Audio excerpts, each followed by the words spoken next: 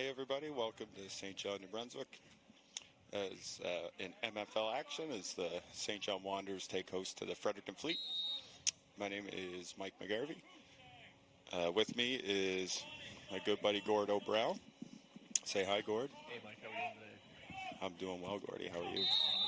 Top notch. Top notch. So we have a kickoff from Fredericton. Nice little squib down the middle. Recovered by St. John. So we're going to see St. John's offense out here today, Gord. I think they had a pretty decent showing last week, but so did Fredericton, I think, who took down the local Razors. I got a score of 48-8.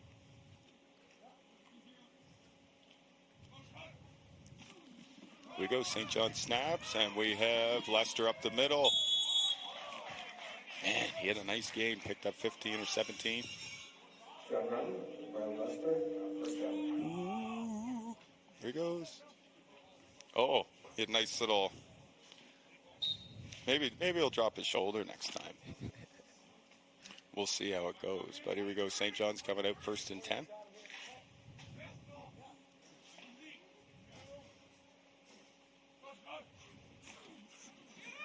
Lester up the middle again. Fredericton smarter to it. Lester picks up 5. Some explosive, Mike. Oh, big time, Gord. He's really explosive. Actually, I've seen him break a couple of big ones this year. And I believe this is his first year playing for the Wanderers this year. It definitely is his first year playing. I haven't really seen much of Lester until this year, and man, I've been impressed with him. He's lined up behind Connor McNamee. Had a nice blocking scheme there, and Lester breaks it out. Beautiful block from Cody Carr, and there Lester goes. right down to the 13-yard line. Fantastic blocking. Wow. Cody Carr, and let's see who they pulled to lead that. That looks like they pulled John Gray. Absolutely blew up the D end. Nice play.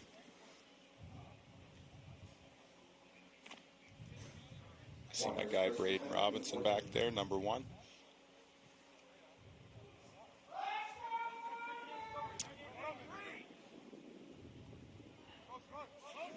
Oh, another nice run with Lester. Huge hole. That was a nice block. Right down to the 6. Hey, Gord, if I had Lester, I'm pretty sure I'd be handing him the ball like this, too. No question, Mike. You got to have a strong run game, of course, and if the defense can't stop and run, then you may as well keep running the ball. May as well keep running the ball, Gord. You know that. Gordy played quarterback for me back in St. John High a few years ago. So Gordy and I know all about it. All about it. What do we know? I don't even know what we know all about. Yeah, look, see, Lester. Stumbles into the end zone. Touchdown. That's fantastic. Oh, my goodness. That's so nice. Isn't that nice to feel, Gordon? Oh. 6-0.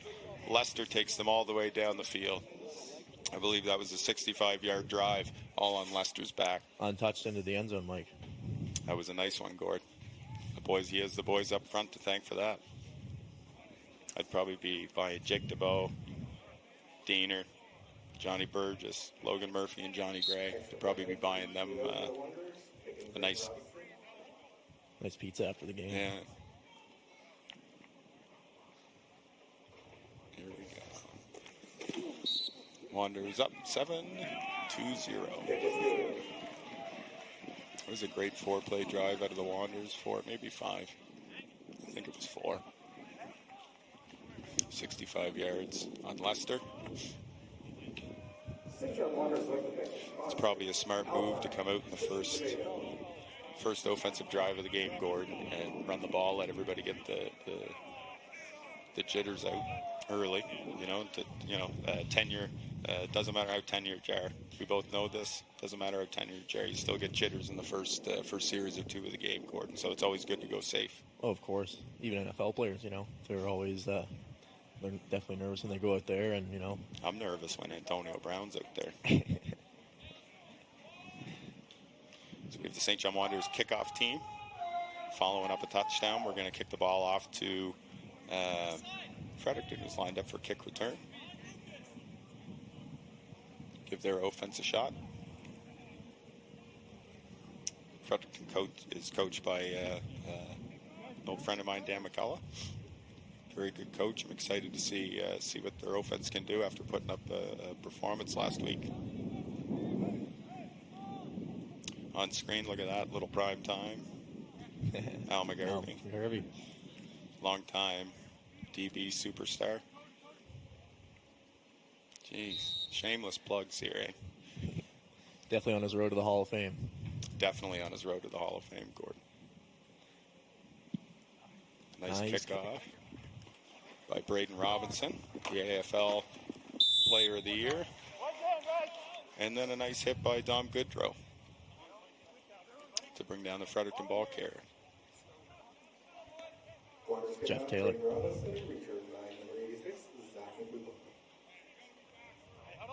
Now the Wanderers defense will take the field. As Fredericton sets up on the 32.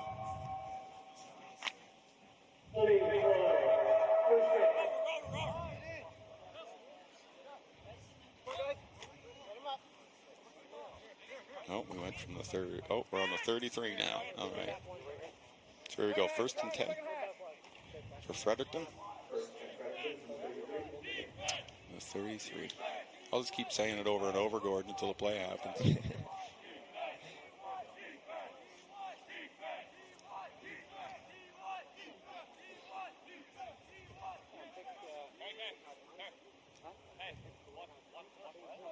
Just a star-studded St. John coaching staff here today, too, Gordon. At the helm, obviously, we have Coach Travie McKenzie. And he surrounded himself with a great group of coaches, Gordon. You know, I see Joel Cox in there, long-time St. John High defensive genius.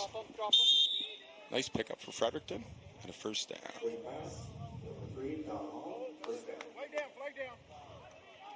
And looks like there's a penalty flag on the field, Mike. Seeing where it is, Gordon, I'm going to guess that it's, got to be some sort of hold.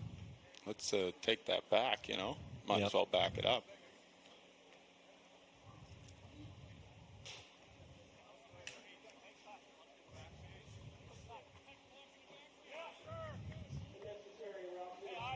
Oh, we had an unnecessary roughness call.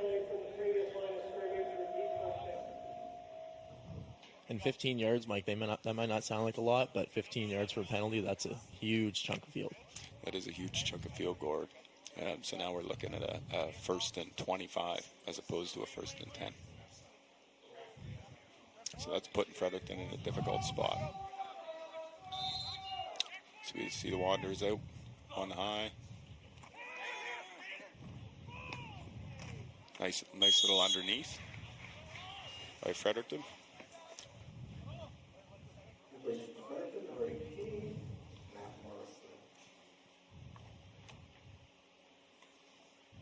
What a beautiful day for football, too, Gord. Can't get any better than this, Mike, in St. John, New Brunswick.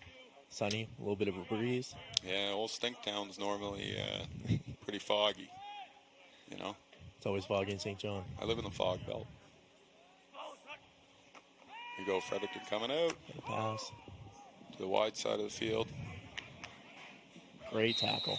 Great tackle. Just short of a first down. Oh, looks like let's just double check this spot on the replay here. Just so we can validate some suspicions here, Gordo. Here we go. All right. The spot looks okay. So that was a big first down for Fredericton. So they got themselves out of that big deficit that they put themselves in. Now we see trips to the wide side of the field, Gord. See if St. John can slow down this pass.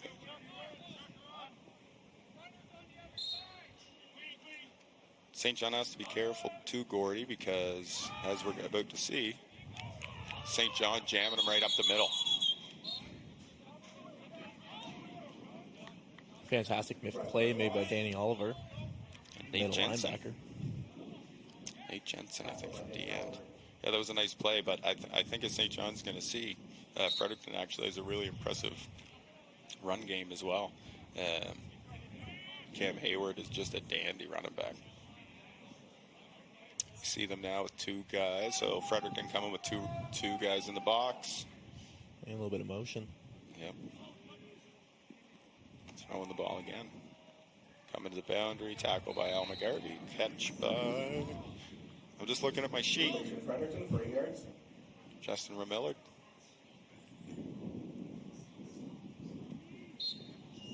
Here we go. So we're going to see for Fredericton a 3rd down and 4. Sure tackler. That Al. Oh, I just saw Matthew Porter on screen. You'll see him in the middle at the D tackle. He can thank my mom, Joan McGarvey, for fixing his jersey for today. Looked like we had some early movement from Fredericton. Good pressure on the quarterback. Oh, And he just slides. staying on the run. Yeah. And that's going to happen, Mike. You know, it's when the QB slides, you can't touch him. Can't touch him. You gotta give him up. So that'll be a big penalty for St. John. So basically, we're going to see an early movement penalty on Fredericton. But also we see that hit from Danny Oliver, longtime linebacker of the Wanderers, on a sliding quarterback. So we'll see on a necessary roughness call at the least. And I'm not sure if we're going to see any of the yardage come off from the early movement on Fredericton. You got a nice view of Matthew Porter and that sew job my mother did.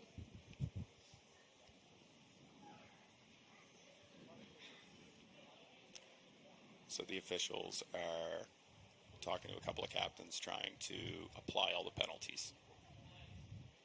So we certainly see early movement from Fredericton. St. John had good pressure on the outside, but Fredericton had held a really nice inside pocket, and that gave the quarterback the opportunity to step up and get out of there. Let's hear what he has to say. Billy. All right, here, Billy's coming on. There are 2 fouls on the play, both against the Wanderers. Offside, defense, unnecessary roughness, head leading block, total of 20 yards, first down.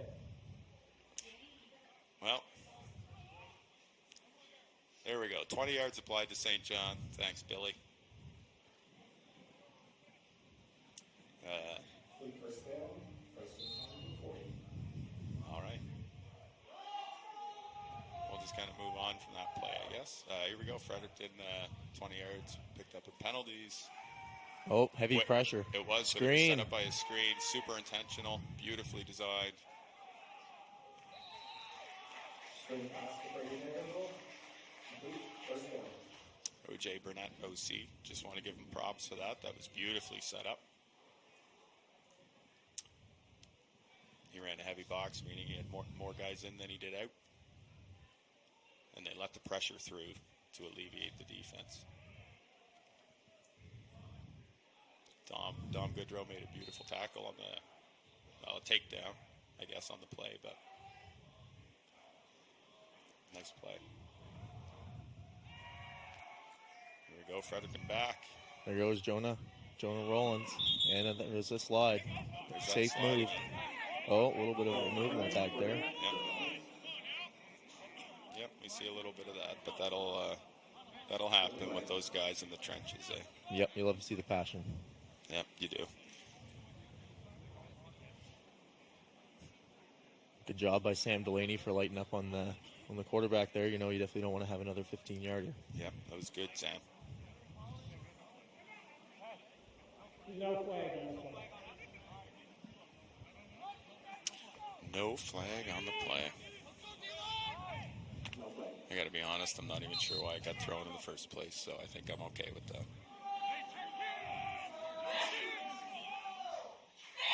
and I hear my buddy Al cheering on the Wanderers out there. Oh, run up Freddie the middle. with a nice run up the middle. They picked up a first down. I suspect we'll start to see a lot more of that. Both teams have a very strong run game, Mike. That is Nick Parker. And you're right, Gordon, they do. We've seen a lot of Fredericton throwing early. And honestly, what that's going to do is get the Wanderers defense kind of fashioned to having to drop out and defend the pass, and then they'll hammer you with some of their running backs who are they're heavy hitters. They hit really well. Oh, there's a scramble. We see great pressure from the Wanderers. Great defense. Fantastic defense. Who is that? Defender is, we do have a defender. We do have a player down. And he is not Great in the hit, best Al shape. McGarvey.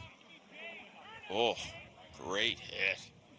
So the idea is, and you never want to see a man stay on the ground ever. So I hope that he gets treated here quickly, but it looks like his trainer's on the way out. But what the defender did was he timed it. He can't touch the receiver until the ball touches the receiver's hands. So the defender timed it perfectly. And he actually hammered him as right when the ball arrived. So it was a really well-timed play. Yep. Yeah, we have our game timer in here, just kind of admiring the timing as well. But we're hoping this fella gets up here in a second. Nick, what was that? Oh, Zach Dougal. So I'm having trouble distinguishing between the 5 and the 6 on the jersey because of the way it's turning there. But we hope he's all right. Looks like we'll show that one more time. Great protection from Fredericton, man.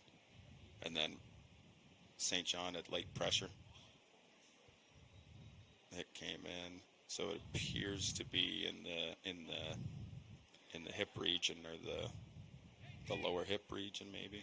Yep. That can be extremely painful. I mean, you do wear padding, but, padding can only do so much when you get Al McGarvey coming at you with a that's right. full-speed shot. He's got to be 200 pounds by now.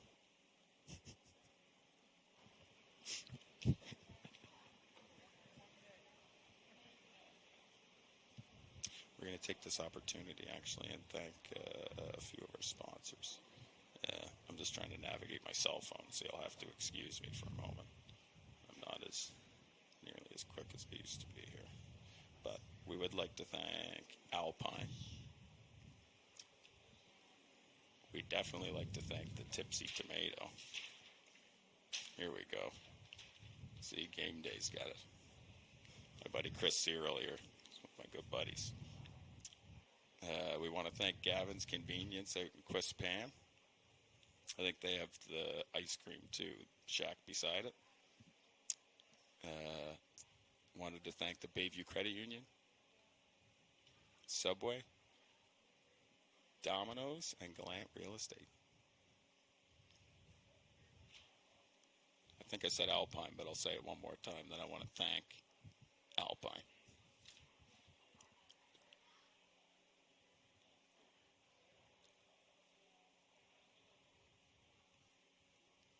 So it looks like the Mustangs in other action in the league. The Mustangs took on the Nova Scotia Buccaneers. They were both undefeated teams. Looks like the Mustangs took that game with a score of 49-21.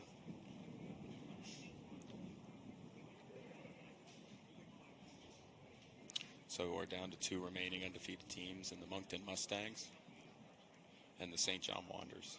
Now that's kind of a rivalry for the ages, Gord, is it not? I totally agree, Mike. The past, 10, 12 years, I'd say 60% of the time, if not 80% of the time, you've seen at least one of those teams in the finals, if not winning. Yeah, no question. Or, they're facing each other. And you know, and it's always a good matchup. A lot of talent Big in this time. league. Big time, and I just love to see, you know, there's oftentimes, you know, Moncton and St. John will go back and forth on wins. It's always exciting to see what happens when they play, and I think they're actually hosting next week. The St. John Wanderers will host the Moncton Mustangs. Do you know what's cool about the game next week, Gordo? What's that, Mike? So not only the game itself will be extremely exciting. You know, we'll see what the end result is here today, but we have the potential to see two undefeated teams playing late in the season next week, and we play host here in St. John. But in that game, one of my dear friends, Scott McNamee, he's actually going to suit up. Geez, he's got to be 56 by now. But he's going to suit up in gear anyway. And he's actually going to play a football game with all three of his children. And that's great to see, you know, all the two generations, and, you know, all of his kids, It's Braden, incredible. and Connor, and Logan, grew up watching Scott play Wanderers, and now they all play with them, and, you know, I wouldn't blame him. If I was in his position, I'd do the same thing to play a game with my kids. So would I, Gordy. So would I. So that's a really cool thing. We'll see a father play with all three of his sons here next week. And they've all been Wanderers at different points in their lives. So that's pretty cool. We see Braden McNamee out here tonight. And Connor McNamee, two of his boys. And we see Scott on the sideline coaching the defensive line. So it's really great to see that we were able to get him up. We hear lots of applause. Really excited to see him get up. That can be really scary, Gord, again, especially in that hip region. Yep, and, you know, both players are in the air, and you don't know how you're going to come down. And sometimes you can come down on the wrong part, or That's twist right. the wrong way. And Yep. But we all have to work on Monday. exactly. Halfway through the first, we see a score as the game resumes here. The Wanderers up on Fredericton, 7-0. Piers Fredericton has the ball at about the 12-yard line. 12. Update on Halifax. The game in Halifax beats 7-3. Island Mariners, nothing. So Fredericton sending 5 receivers out. Nice protection. And you see, Mike, the Wanderers just drop right back into coverage. You know, they didn't want to give up that same screenplay again. So, you know, a lot more conservative. You know, this would be an interesting time to see a nice delayed run out of Fredericton. A little draw action. Yep, we'd see I bet you they'd see a lot of success on that.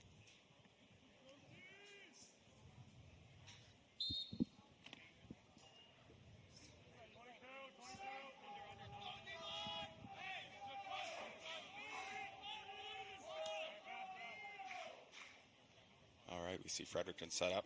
They're going to send out 5 receivers again. They're going to pass. Offside. Yeah, looks like we got an early start at a Fredericton. So that'll back them up 5 yards. It's a pretty terrible time for that to happen on 3rd and 10 on the 12-yard line. So they'll back it up and make it 3rd and 15. Offside on the offense, then they'll be back 5-yard to the penalty, 17. repeat third down. Thanks, Billy.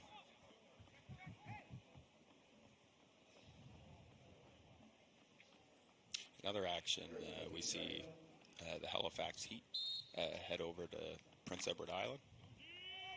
Halifax is, I believe the final score was about 73-0 for Halifax. Oh, my goodness. Yeah, I was surprised to hear that. I love going over to PEI and hanging out with those guys. What do we see out here? A lot of pressure from St. John. What a catch. Touchdown. Who did that? Dom Hall. Well, Dom, look at that protection. Great protection. Good for you, Dom. Hey, I would have flexed like that too, man. That was a nice catch. Dom Goodrow, just a little bit late to the party there. Yeah. Well, listen, you know, I think Coxie put together a really nice defense this year, and sometimes, sometimes that's just kind of how it happens. And Coxey surrounds himself. That 1 point's good, so we're tied up 7-7. Coxey surrounds himself with a nice group of coaches too. Linebacker coach David Grandy. David Grandy, fantastic coach from St. John High. Coached the program for how many years now? 20. Oh, it feels like longer, yeah. Yeah. 20 plus years for sure. It was great to see Dave bring the I don't know if you call it 12-man or AAA now, but 12-man high school championship back to St. John last year, the year before. Yep. It was great to see. And Connor McNamee, quarterback for the current St. John Wanderers, actually quarterbacked that championship for them. Both years. Both years. Yep. You're right. You're right. We have Fredericton after their touchdown, lining up for kickoff. 6 minutes, 12 seconds left in the first quarter. Little onside kick. Little onside. Oh. That way to be. Way to hold on to Who that. did that? Caleb. Oh, my guy, man. Caleb Kirkpatrick. Fantastic. Way to hold on to that, man. Good for you. Got to be hyped up after that, Mike. I'd be fired up after that, too. Looks like Brandon Lemieux came and checked him or whatever while he was trying to pull that in, man. Good for you. Kirk has good hands and he's tough. It's always hard to do that, though, but he navigated that professionally. Especially when you know that they're coming in full speed at you and you're just sitting there waiting for the ball to come in. You get St. John's offense lining up closest to the bottom of the screen. We have Hanson Adam. Right up the middle with Lester, man. Lester. Just a train. Riley Lester, first down. Dragging a couple of the fleet with them. Man, we're going to have to start calling him Lester 15. Look at that. Just keeps those legs driving. And then he ended up breaking away from the 5 that had him. Good for you, man. So we've seen 6 offensive plays out of St. John. I think they've all gone to Lester. I would do this. Oh, Lester's gone. There he's running. Connor McNamee. Hits the underneath route. Oh, wow. Lots of room. Oh, whoa. What? St. John Wanderers, Connor McNamee, 25, Glow to Morley. Touchdown, Wanderers. Fantastic. Sheds 3 people off him. Let's watch this. Look. Let's boomer this. Gordon. Let's boomer. What? You're too low. Claude Mullally. Fantastic. So that is his first catch as a St. John Wanderer. Claude Mullally is a longtime Moncton Mustang receiver. And I believe he played at Acadia through a CIS career. And my goodness. 1 point is good. Wanderers up 14-7. If you're what are you gonna do, Gordon? Are you gonna load the box and try and slow down Lester, who's picked up 73 yards at this point in the game off 6 carries, or are you gonna stop Gloat? What are you gonna do, Gordon, as a defensive coach? You know, Gordon, you just gotta. I didn't mean to cut you off, Gordon, but in case you guys didn't know, Gordon is an AFL championship defensive back from the Dalhousie Tigers. And we're showing Mullally again. Just with ease almost. Slide through. Kept his feet in bounce. And I don't know. He made 16 or 17 guys miss. How many guys are on the defense, Gordon? I don't know. But a lot of them missed. Whew. So St. John's lined up to kick off to Fredericton. So after a touchdown, we're going to kick the ball back to the other team, give them a shot at scoring. And do you think you might see a little offside action here, Mike, too, or do you think that was just Fredericton Fleet trying to get the ball back? I think we're going to see that all day out of Fredericton. I think it's a smart thing to do against the St. John team, who's super talented this year. We see a nice kickoff, I assume from Braden, but I didn't really look. I got to be honest. Oh, sees daylight nice for a moment. Here we go. Looks like Chase Taylor. A nice high kick. Got to catch her off the first bounce. See, it hits the hole and straight plants up. his feet. Straight up, you know. And you see a lot of the time that we'll bounce to the outside to try and be all like Glowden Mullally, but we can't. But that was a great play, just that straight up field. Wanderers defense coming out. Looks like they're in a cover 3. Little bubble pass. Yep. Nice little bubble screen.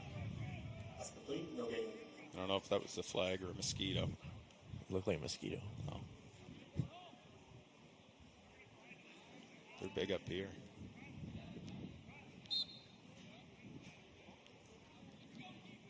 So we're going to see second down and 13 for Fredericton.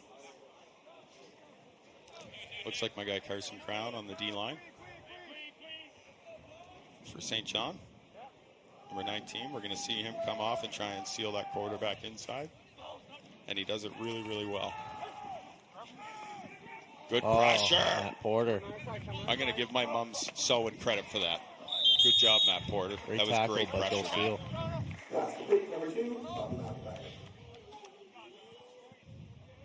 And that was really, really like, here, let's watch the quarterback. Stiff arms Porter. Gets his guy in the position, makes a great cross-body throw. I got to tell you, man, those are tough. Especially when you're on the way, moving the opposite direction. Those are tough.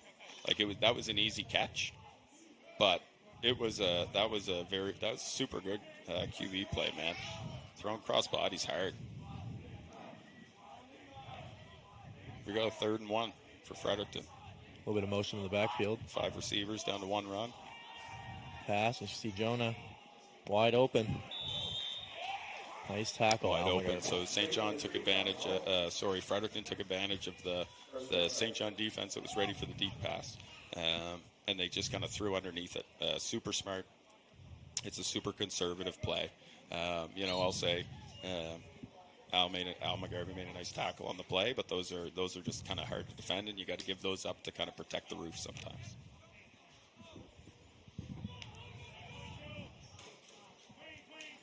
There we go, Freddie with 2 running backs. So they got a strong pocket. Carson Crown!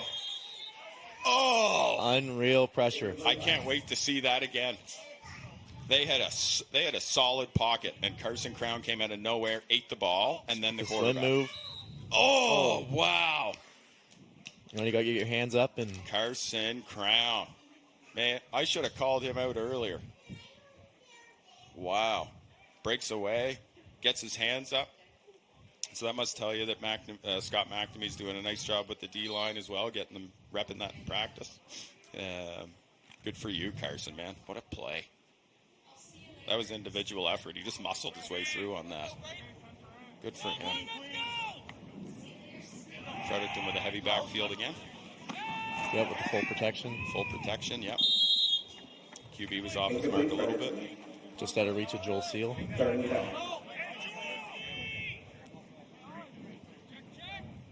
think he was looking for Jonah Lockhart on that. Who found, looked like Jonah did a nice job of finding a soft spot in his own.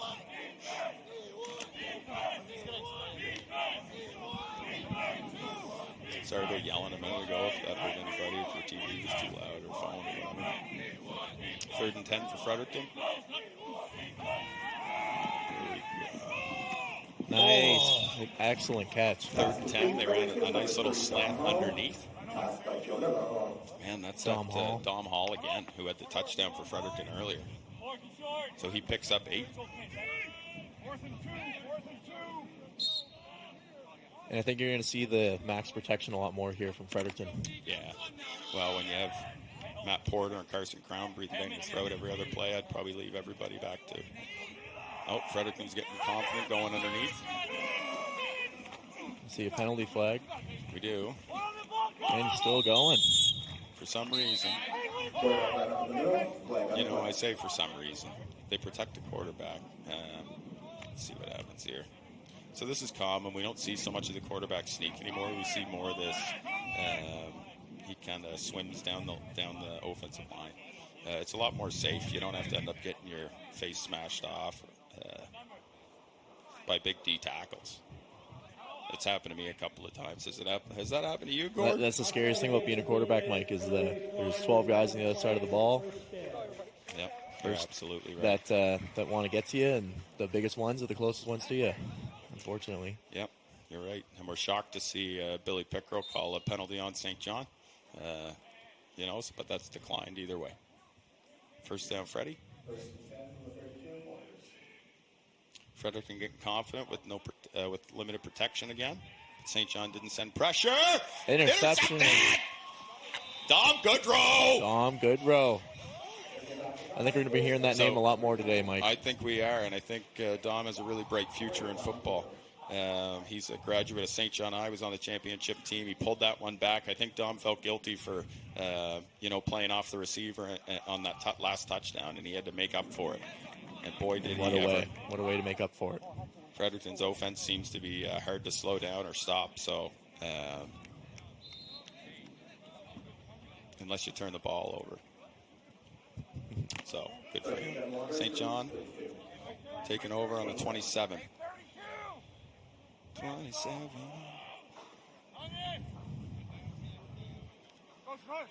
A lot of motion. Here we go. Sweep. Let me Gloden. There we go. Malali. And we got a penalty marker down. Let's see what happened there. I'm going to say that's an illegal block of some sort of blocking infraction on St. John, I'm guessing. And I think I just saw it, but we might see one there too. Hard to tell. Could have been a hold call. But my suspicion applied against St. John. I'm just guessing.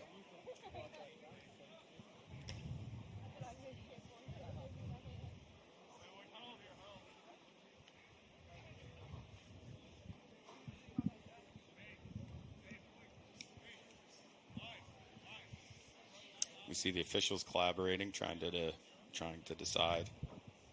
We see the application towards St. John, of course.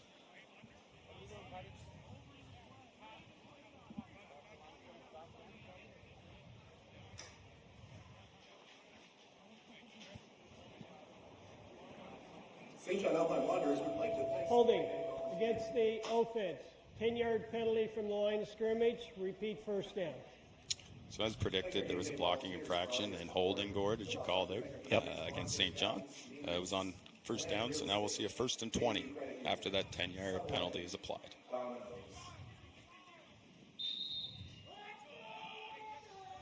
Man, I just want to thank Gavin Convenience again. Just thinking about them. Here's Lester. Oh, Lester. Man, he's hard to tackle. Hey, he didn't pick up a ton. Still takes 2 of them to bring him down. It still takes 2 or 3 to get him down. Let's see what happens here. So they sealed the edge. Nice. Fredericton made a nice play there. 84. Forced Lester back inside. Sorry, 84. You're not on the roster list, man, but that was a nice play, forcing Lester back inside. So we'll have a 2nd and 15 for St. John. Back on their own 21. And I think we'll be seeing Connor McNamee use his arm strength on this play here, Mike. You know, we haven't seen him challenge the vertical of Fredericton yet. And here we go. And we see Connor throw a great ball picked up by Braden Robinson. Man. Quarter time. I love to see Braden catch the ball. You'll see a lot of times he's so fast and he's so hard to bring down. So shifty. He is. He is. We see him a little shaken up on this play.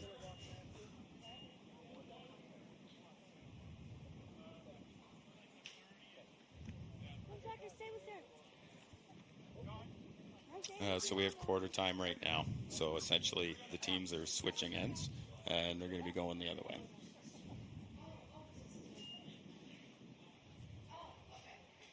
Great way to keep from a competitive advantage. Connor McNamee back. Connor, great protection. So the O-line did a great job. Braden made a naturally good catch, and he took her upfield. He is still down. Looks to be again in that kind of hip region. He's shaking it off a little bit. Braden's tough as hell, but right on. So he's working his way to the sideline. Back down on the other end on the 30. The Wanderers are looking at a 3rd and 7 to start the second quarter. So if Fredericton can slow him down here, Gord, this probably puts Fredericton in a good spot. So this is a pretty big down for St. John, eh? Yep. 100%, Mike. Especially with that sun in your face, you know. Yep. It's illegal to wear. Is it illegal to wear tinted visors in this league? You cannot wear those. No. That is correct. Yeah. So this is a really big down. This is a really good opportunity for St. John to really try and stretch out their lead. Alternatively, it's a good opportunity for Fredericton to tie up the game if they can slow them down here. And get great ball positioning. Great ball positioning. So we see them run Leicester, which was a super smart move. Leicester picked up about 4, maybe 5. Of course, it was a yard less than what I said. And we see a 4th and 3. 4th and 2. 4th and 2. That was a really good play. That was a really good play by Fredericton. Super smart by trying to cut Leicester's legs out. He's been really, really hammering them all day. He's actually, I think he's over, I'm not keeping stats, but I think he's probably over 100 I would yards say so, by now. yeah.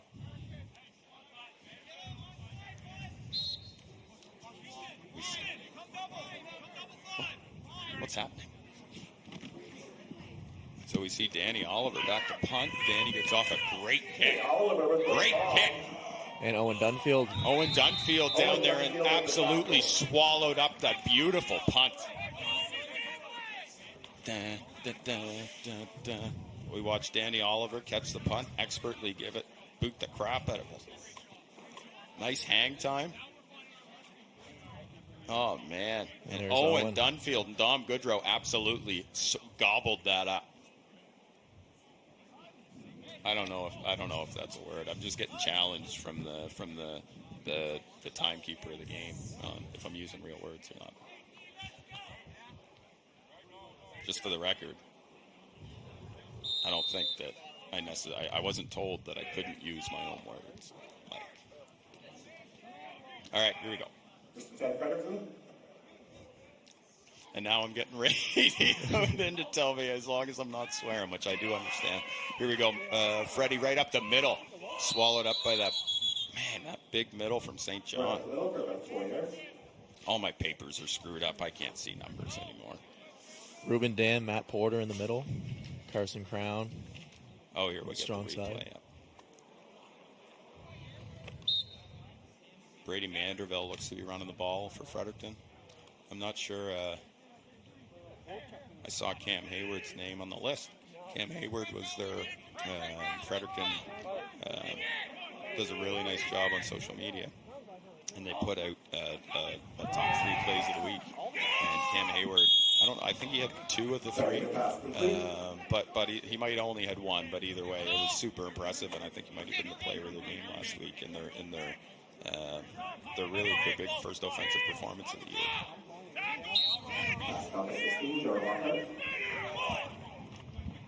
I kind of dazed out. Didn't even really see what happened on that play board. I was really thinking about Fredericton social media. So it looks like it was 3rd and 3.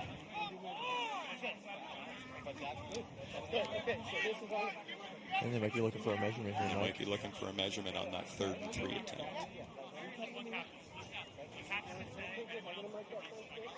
This kind of tells me it's a first down. It's a nice, real quick play.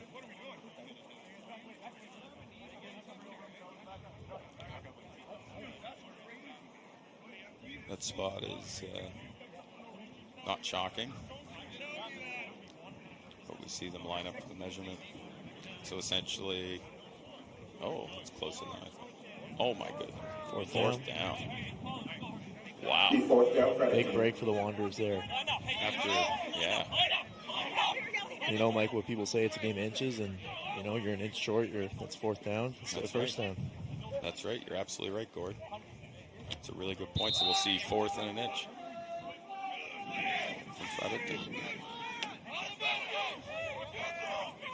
So Fredericton doesn't get this. St. John will get the ball in place.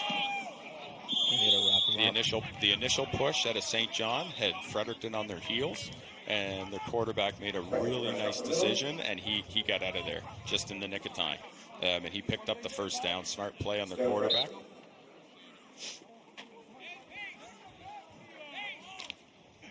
Jonah Rollins out there demonstrating his football intelligence for sure.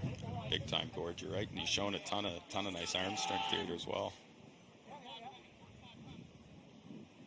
Here we go, 1st and 10 for Fredericton. They got their max protection in there. Nice deep ball. Al McGarvey knocked it up. Dom Goodrow pulls it down for a second. Dom Goodrow. There we go. I'd be doing that too, Dom. Oh, I can't wait to see that again. Al McGarvey knocks it up.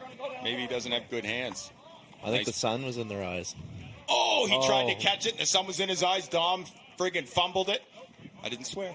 Dom fumbled it, and look, picked up a couple, man. Second one for Dom. St. John's offense back on the field. That's the only way to slow Fredericton down. Big turnovers and big momentum changers right there, Mike. Big time, Gordon. You couldn't be more right. We'll see St. John's offense try and gain some more traction here. They had a couple really nice series to start off the game, and then they got stalled out a little bit on the last drive. That's common. Oh, we got Handsome Adam back down here. Fredericton playing a cover. Oh, they're in a prevent. Oh, they're in a cover 4. Connor McNamee navigating the pocket. Makes a beautiful throw out there. Those are hard to come back to. Yeah. They really are. Connor McNamee navigated this expertly. Watch this. He comes in the pocket almost expertly. He should have had a second hand on the ball, but he had his eyes downfield beautifully. Makes a beautiful throw. Adam Spurl comes back to the ball, but those can be really hard to track, especially when you're in full stride, kind of running away from the quarterback. As a general rule of thumb, the receivers come back to the quarterback when he's in pressure like that, and that's why we saw kind of Spurl coming back toward the sideline. Don't forget to get your 50-50 tickets. They are available until halftime. 2nd and 10 for the Wanderers. On their own 31. Connor McNamee drops back. There's good pressure on him, but it was intended. They hit Lester underneath on a screen. Lester picked up 13 for a first down. Wanderers. Jump pass by Connor McNamee, complete. First reception by Lester. One back, Todd. One back. You know, when we're seeing Fredericton have to make more and more decisions on what they want to defend, Gordon. Yep, 100%, Mike. And that's just the same play that the Fredericton burned them on earlier. It is. You know, slip screen to the fullback and let the pressure come through. You think you're safe from Lester when Connor drops back? And they hit him on a nice little underneath screen. Yeah, quad's the strong side for the Wanderers. Lester up the middle. Fredericton smartly chose to defend the run on this play, and Lester still picked up 4 while dragging 4 of them with him.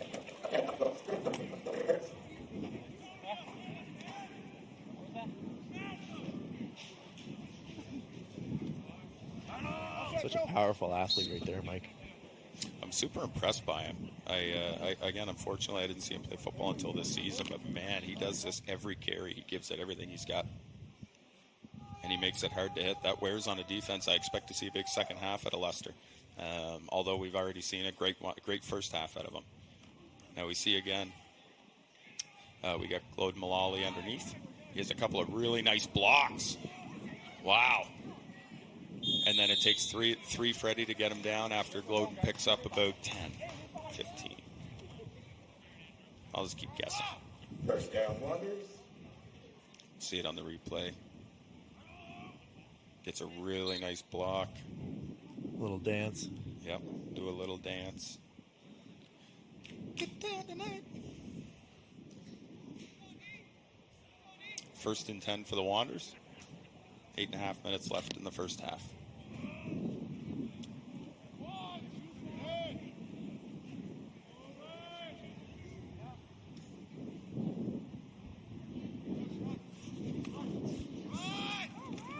see Lester again. No surprise. Lester Stays on his there feet. he goes, stays on his feet. Not only will he knock you over, man, he can tiptoe.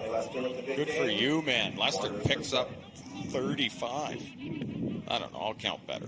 Nope, I counted right. What? Look at the block from Cody Carr. Just throws him into the dirt. Look at handsome Adam. He didn't do much, but he's handsome. I wasn't insulting him either. The play was behind him. It was hard for him to do much. Although I can tell you almost definitively he won't watch this. No. So, Definitely. see one of our great fans, Aldine, out there cheering. Lots of motion from St. John. What looked like it might not work ended up being okay. Connor comes across, gets. Who is that? Malali? Who's your number? Malali, did he get in? Looks like he's down on the look. So Connor had a nice play fake that Fredericton didn't quite buy. Glowden did a really nice job of coming back to the quarterback, who was under pressure. Connor made a tough throw across his body, and Glowden did a nice job. He just wasn't able to get it across into the end zone. Fredericton jammed him up nicely. However, now the Wanderers have the ball on the half yard. With a first down, I think. Second down. I can't really see through the pole. Second down.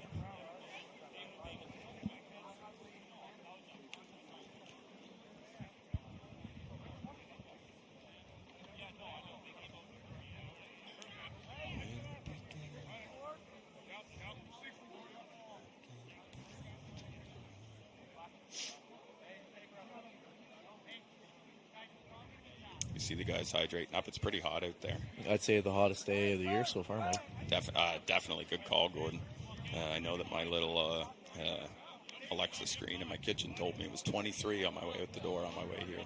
Love to see that. Love to see it. Love to see it. I dropped my beautiful daughter Marie off at my parents so I could be here. You see Fredericton already lined up. And here come the Wanderers, trying to extend their lead. Come out with that quads look. To the boundary. We see why. Ooh! So we had Caleb Kirkpatrick on that. We saw him earlier recover that onside kick attempt from Fredericton. Is that 33? Alec Pellerin? That would make sense. He's known for a Moncton being physical. A Moncton alum, Moncton Mustangs. Yeah, definitely. Here we go. So the Wanderers coming out now. Is that third down now, Gord? Yep, third down. Here we go from the half-yard inches. line. What you gonna do? Oh, high snap. Caleb Kirkpatrick right up the middle and in for a touchdown. St. John. Love it. You love to see St. John score. I mean, 6.5 minutes left in the first half. That'll put St. John up 20-7 with an attempt to add a point. Way to be, Caleb. Nice push. It's a really nice push up front, man. Ethan Ray in on that tackle there. Just a little late to the party. Yeah.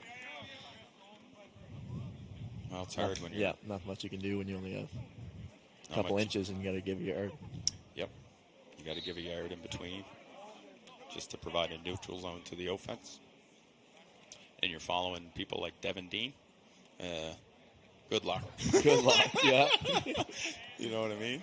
The 1 point's good to extend the Wanderers' lead by 7. 21-7 St. John.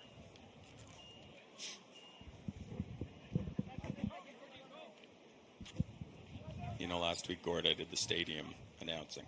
Oh, really? Yes, and this week they asked me not to. They got the amazing Chris Searle.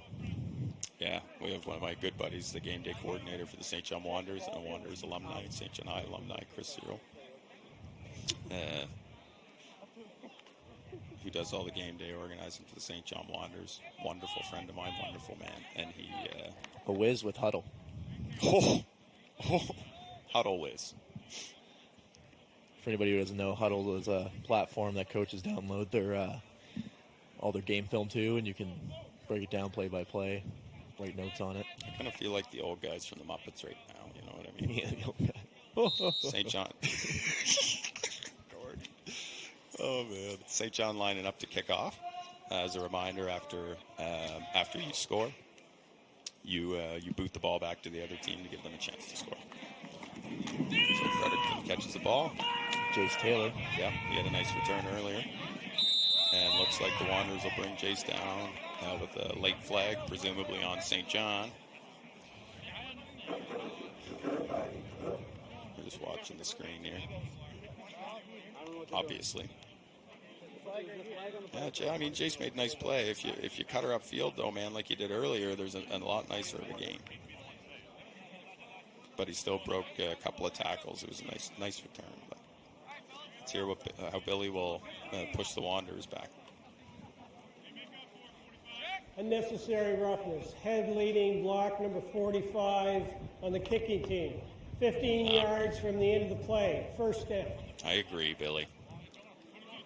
Penalty on Caleb Morgan on the Wanderers. Yeah. You know, it's great to see Caleb back out playing football. He played with us back when we were together, Gordy, at St. John High. I was your coach, and you were my quarterback. Yep. There we go. We see Fredericton run a little wide receiver screen to the field. And then number 80 just ran all the way down. St. John forced him all the way down back the line of scrimmage for a minimal gain. Very high-powered defense here from the Wanderers. Everyone's swarming to the ball, and you love to see that. Big time. Big time. We saw him break a tackle there from Tyler Ringdon. Came in and really fought. But the Wanderers do a really good job, and again, kind of enforce through the guys like, again, Joel Cox, Dave Granley, Scott McNamee. And I think they have my buddy Rich Alderman doing DBs as well. Hit a little flip play inside. So Fredericton is trying. Fredericton ran a little flick play to try and pick up some yards, and kind of off screen. I'm seeing Lester come off the field and head back into the medical tent out back. The running back for St. John. We have a 3rd down and 6 for Fredericton. So we're going to start to see, a lot of deep plays out of Fredericton, I think, Gord, because they're going to have to start to make up some of this score. Carson Crown. Carson Crown, man. An animal off the edge. Animal. The same swim move. Yep. And it was there too. Ruben Dam was there as well. But Carson got the job done and didn't end up needing Ruben's help. What a great play. That forces a 4th down and 13, which puts Fredericton in a terrible position because now they got to kick the ball back to St. John while they're down 14 points with 4.5 minutes left to go in the half. So that puts St. John in very favorable position. That's how important our defensive line can be. Really freed up Carson. The fact that the interior line was able to hold up some of the linemen and the blocks inside, and that allowed Carson to be one-on-one and really display his skills. Fredericton set up the punt to give the ball back to St. John after an unsuccessful drive. That'll give St. John 4.5 minutes to try and come back down the field.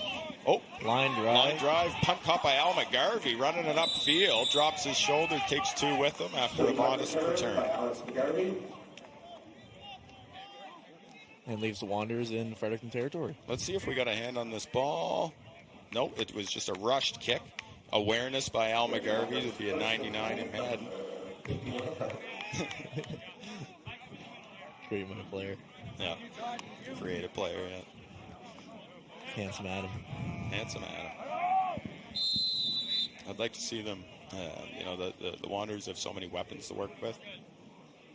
I'd like to see Handsome Adam get a couple more shots. But that's just because I like him. And he's handsome. Here we go. So the Wanderers are set up. And that quads look again. Yep. Motion out of the backfield. We got Fredericton. It's a free play. Free play, Connor. Connor rolling. It's all right. So Connor got stripped by one of the Fredericton D tackles. I think it got recovered by St. John. But we'll see here. I think we'll see that play actually come up 5 yards and be a 1st and 5 after the neutral zone infraction on Fredericton is applied to the play. So that was kind of a nullified play, and it didn't really need to happen.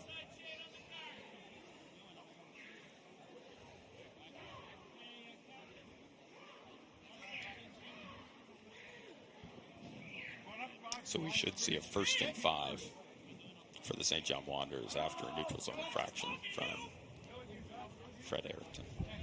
Offside on the defense. 5-yard penalty from the previous line of scrimmage. Still first in. Thanks, Bill. That feels good. Feels good, man. 1st and 5 for the Wanderers. Here we go. We see Caleb Kirkpatrick still back at tail, as we still have Lester underneath. Connor moving his guys around. Haven't seen Braden Robinson in a while. Nice catch by Cody Carr. So they threw a field hitch. I'm always scared to throw those. However, they executed that really, really well. Connor put a really good ball placement and a lot of zip on the ball. So we'll watch here, Connor. And he's going to throw to his furthest receiver out. And he's just going to run up, stop, and turn around. Really nice catch by Cody. Really great throw by Connor. 1st down Wanderers. I love saying that. 1st down.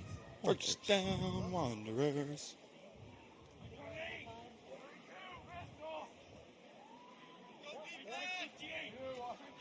I just wanted to thank Alpine.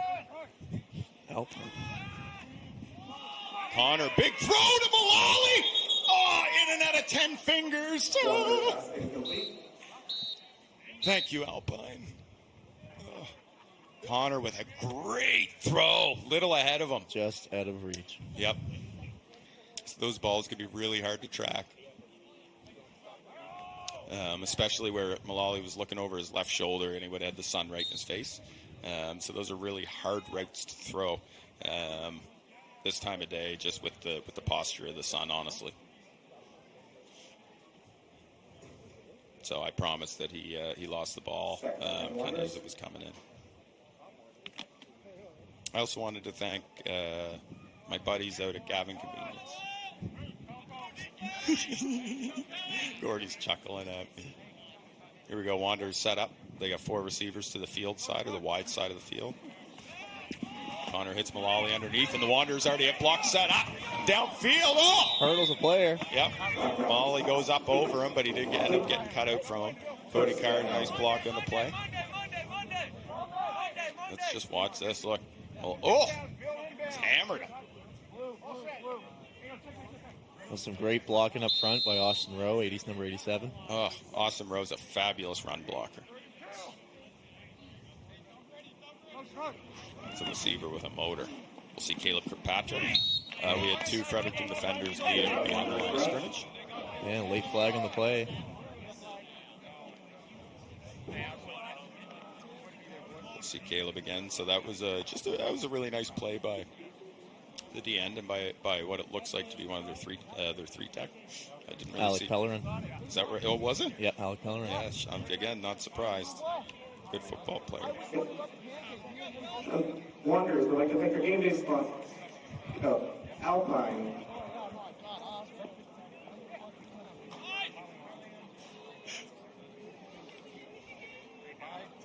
Sorry, we're having a fun. Unnecessary roughness number 62 on Me the and Gordy are offense just for up here having a piling nice on. time with the. The down counts. We go back 15 yards from the end of the play. It's 2nd down. Wow. You know, like I said, Mike earlier, those 15 yards, it's a big, it's a big chunk of field. So that personal foul puts St. John back 15. So now they're looking at a second and 25.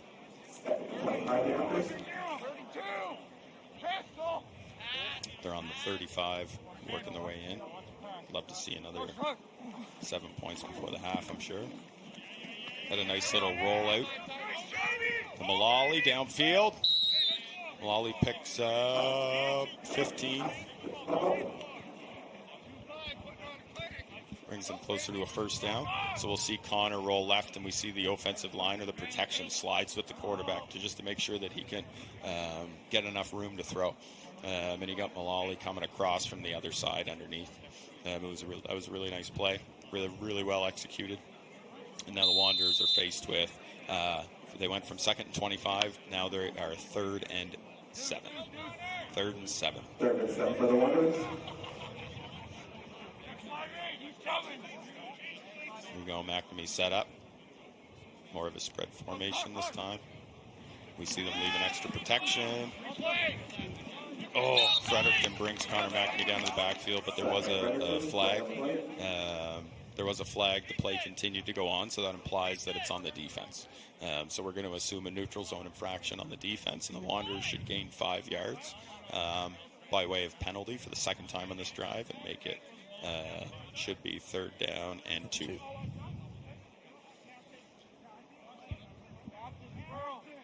See what old Billy has to say. Yeah, I mean, I just might not know there was football, and Billy might just tell them to me now. But Outside against the defense. So Up 5 yards from the 3rd and 2, previous yeah. line of scrimmage. It remains 3rd down. So a big break for the Wanderers. They got that break earlier on this drive, so I bet you they're doing some fun stuff with cadences and mixing up the cadence. That can be really hard for a defense to sit there and just wait. Especially when you're so used to this, the one count, and then, they go to 2 or 3, and then get a little too excited. Connor with it. Wide open. Mullally. Load Mullally for his second tutty on the day. He didn't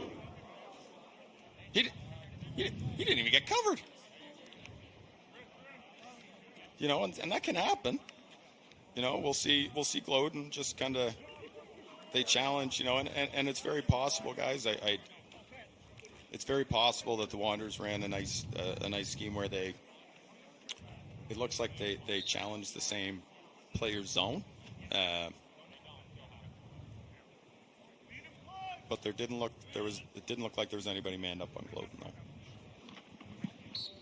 And then St. John adds the other point to extend their lead to 28-7. I like how I articulate that so well every time someone scores, even though it shows it right on the screen. But I'm going to keep doing it, Gord. Feels good. Yeah. 1:50 left in the first half. Wanderers kind of taking control of the game, and as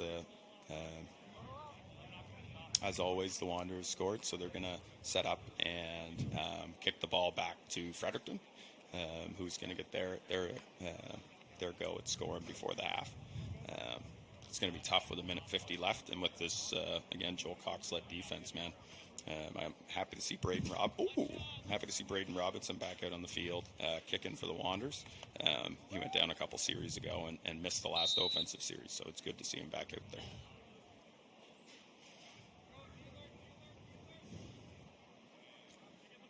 He's got a wild leg. Oh, he almost caught it himself! Oh! Braden Robinson tried a little chip shot to himself there. That was crazy. The last time I saw that happen was at JMA High School about 20 years ago. The guy's name, I think, was Mark Hall, and he did that. Oh! Just off his fingertips. So close.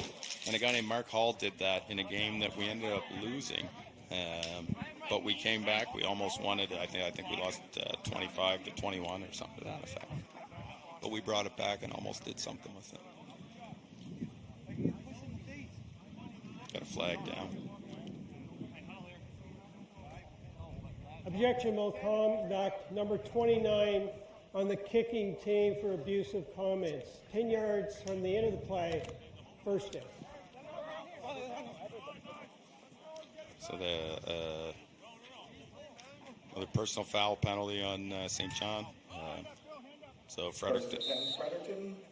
Number 29, Sergei Aland. So we see St. John's set up.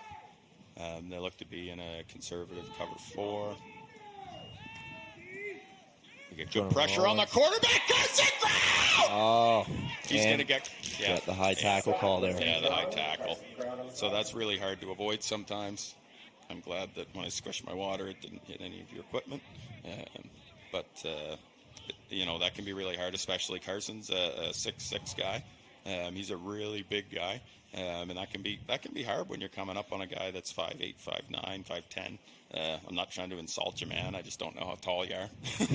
But like Carson's super tall and on the run sometimes. Unnecessary roughness, number 19 on the defense for face mask. 15 yards from the previous line of scrimmage. Especially when automatic first down. Especially when the player's on his way down, it's hard to keep your hands away from their head, and his fingers get tangled up. And so that's kind of an unintentional. Just kind of an unintentional part of the game that's just kind of happens. So 15 yards, move Fredericton up because of that high tackle or face mask tackle.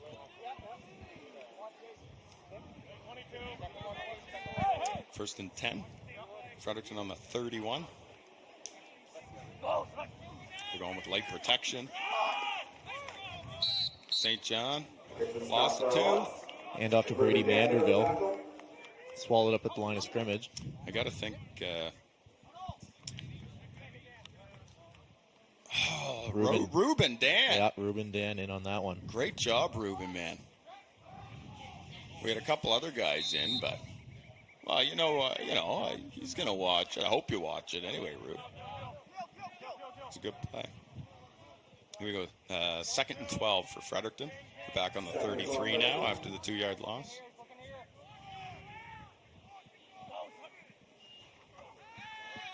Nice protection from Fredericton going deep. Going deep. What kicked out of his hand. Defense looks like is that? Oh my goodness. Dominic LeBlanc. Man, what a play. Fredericton had great protection through a really nice ball. And Dominic LeBlanc just came in and said, no, thank you. Man, he played that perfect. Perfect technique, Mike, using the right hand and everything. He sure did. Why don't you walk us through his technique, Gord, because that was really nice. So when you're coming in on a receiver catching the ball, you want to make sure that you use your outside hand to reach across to block the pass, but then also have your inside hand to hold on to his jersey in case he does catch the ball. You're right there to make the tackle. Well, he executed that just perfectly, man. That was beautiful to see. Fredericton now 3rd and 12. Nice pressure from St. John, but he wants to throw. Heads up field, picked up. He's going to be 3 yards short. It's a nice little scramble. Had a necessity, not design. So looks like they got good pressure. Jonah Rollins with a great decision to run the ball there. Big time. And he's staying safe going to the ground. That's really smart. It really keeps, it helps going to work on Monday a little easier, right? Exactly. Here we go, Fredericton 4th and 3. Minute and 10 seconds left in the half.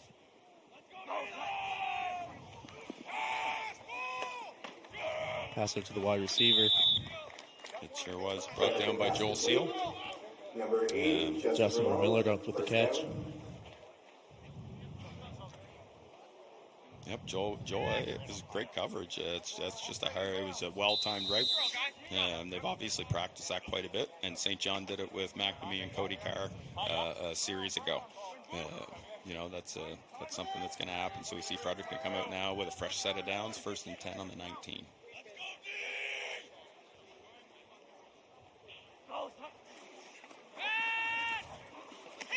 That was a nice pocket. I probably wouldn't have left, but that's why he left. Wow, big hit. Dom Goodrow stood him up at the 6-inch line. quarterback 19. team, Jonah Rollins with the That was a wonderful decision, a wonderful run, and Dom Goodrow just stood him up. It's going to be first down. Oh, That was an accident. I think we shouldn't have done that. Man. I don't know. Man. There has to be a penalty. Oh, that's unfortunate. So it looks like the back of the head bounced on the turf. You hate to see that, like Gordy and yeah, I. the whiplash. The whiplash, man, it's real. I think it's happened to maybe not all of us as football players, but it happens. I'm in the room with 3 other football players, and they're all cringing looking at me, so they all understand what it's like. It's never a good feeling. Super unfortunate. Especially when you're dealing with your head, Mike. Concussions are so prevalent in this league and the game, and they do a nice job. And I gotta say, we do a nice job. I'd love to see. I'd love to see a lot of the protocols that we're exercising through all the minor programs. Kind of make it up to these leagues eventually. Yep. I'm really happy to see Jonah. Was that Jonah? Yep. Really happy to see him get up. Those are the worst. I hope we see him again. He's super talented. I'd like to see him again. Definitely in the next half for sure. Yep. So I'm not sure what the backup plan is at quarterback for Fredericton. They don't have a second one listed, so we're just going to wait and see what happens.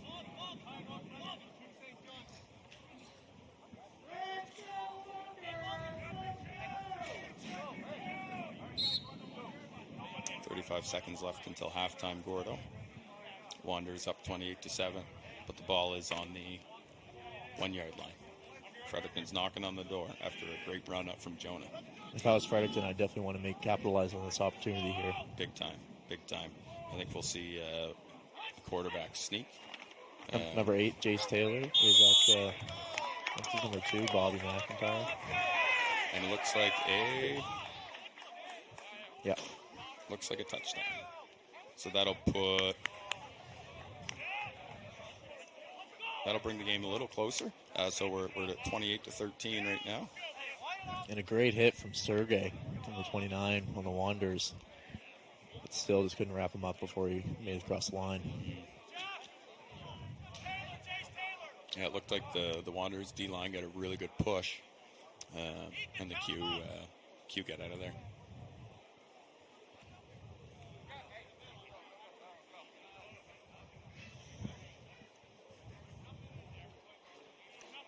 Fredericton's lining up after their touchdown for their attempt at another point.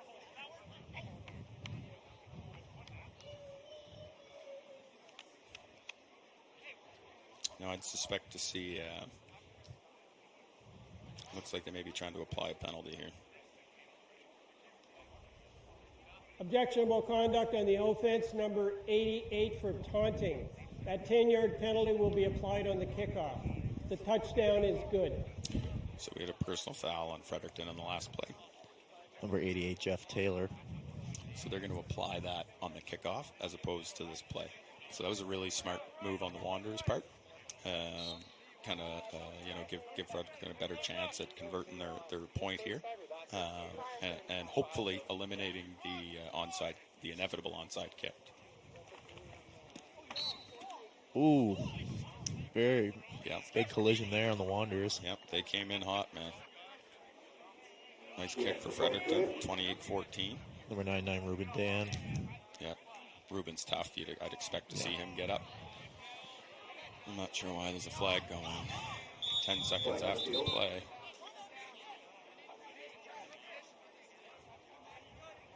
Yeah, I see Ruben's slow to get off the field, and it was a big collision, man. But he's tough. I expect to see him again.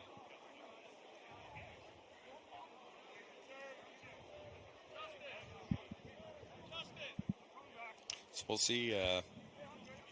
With 30 seconds left in the half, Canadian football, the time's going to stop. A second basically, objectionable unless conduct against Fredericton. Additional 10-yard penalty will be applied on the kickoff. Well, Billy's reminding us about the 10-yard penalty applied against Fredericton on the kickoff from a personal foul play go. Oh, another 10. Oh, so 20. So I expect to absolutely see Fredericton kick it as far as they can. And we won't see that onside stuff this time, I think.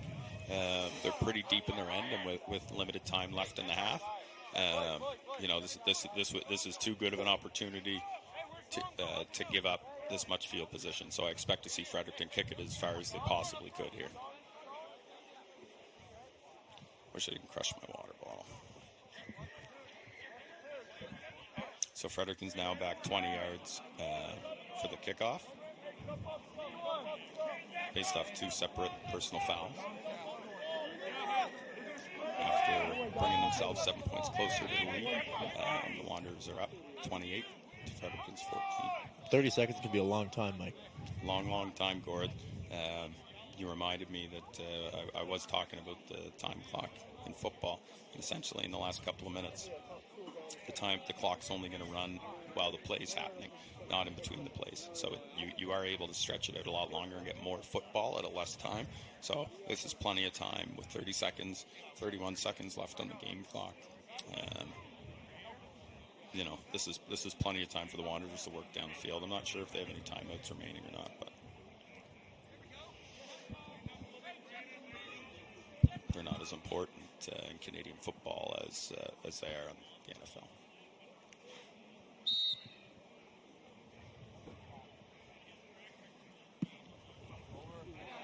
So the Wanderers let that go at a bounce intelligently, because that is a penalty. You're not allowed to kick the ball out of bounds on a kickoff. It also looks like there's a penalty behind the line of scrimmage. So we should see the ball should be placed on where the official has his foot. The Wanderers 54.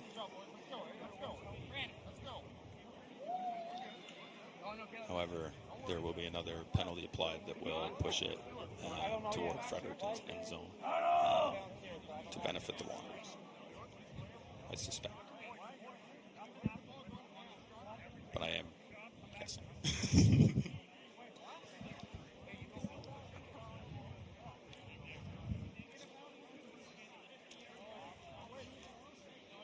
And this will give great field position for Connor McNamee and company. It really will. It really will, Gord, especially with how they've been moving the ball on the ground and in the air. With Leicester still under the tunnel, I suspect to see a lot more of Connor McNamee utilizing his receivers.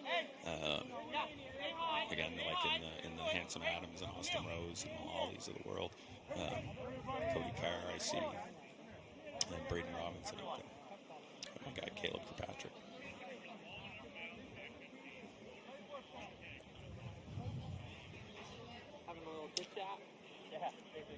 So this is not really sure what this is. A little debrief going on. Little debrief, yep. So if I had to guess, I would say that there was another personal foul and that there's a lot of animosity happening on the field, and the officials are probably just gathering them together to say, guys, like, we need to cool this, stick to the rules, and play a football game, or we're gonna start removing guys. And no one wants to be removed from a game. Because I actually believe that disqualifies you from playing in the next one as well. So you never want to see someone get ejected for an emotion. And I'm sure that the officiating crew is just trying to nip it in the butt. Yeah. I've been in enough of those, Gord. Trust me. Yep. a couple broken clipboards. Couple broken clipboards. Yeah. A tendon or two. Yeah.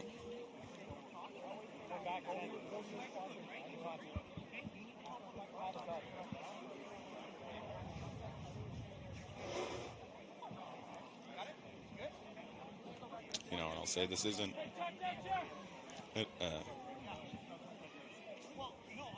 It's not common to happen, but it's not out of the ordinary. I'm not shocked to see, kind of.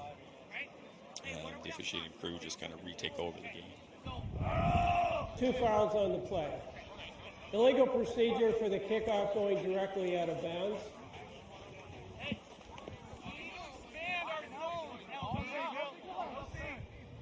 The receiving team elected to take the ball 25 yards in advance of the kick. After that, there was a objectionable conduct against the Wanderers for taunting. That's a 10-yard penalty from the 50. So we're going back to the 40. First down. All right, so yeah, so essentially Fredericton didn't have a proper kicking formation, as there are, I think, over 200 rules to the game of football. But so essentially, Fredericton committed a formation.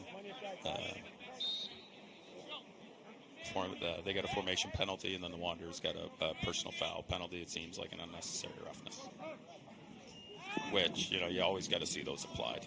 You got to keep the game clean. You see an underneath pass to Handsome Adam. Handsome Adam stays on his feet and picks up Wanderers first down.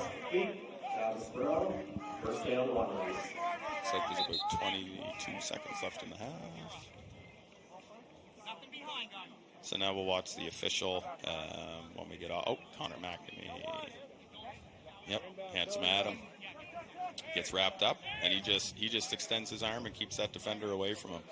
He has a huge frame. Adam's 6'4", and just has a huge frame.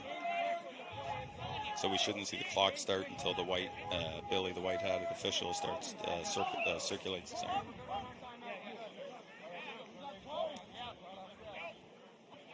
First and 10 Wanderers.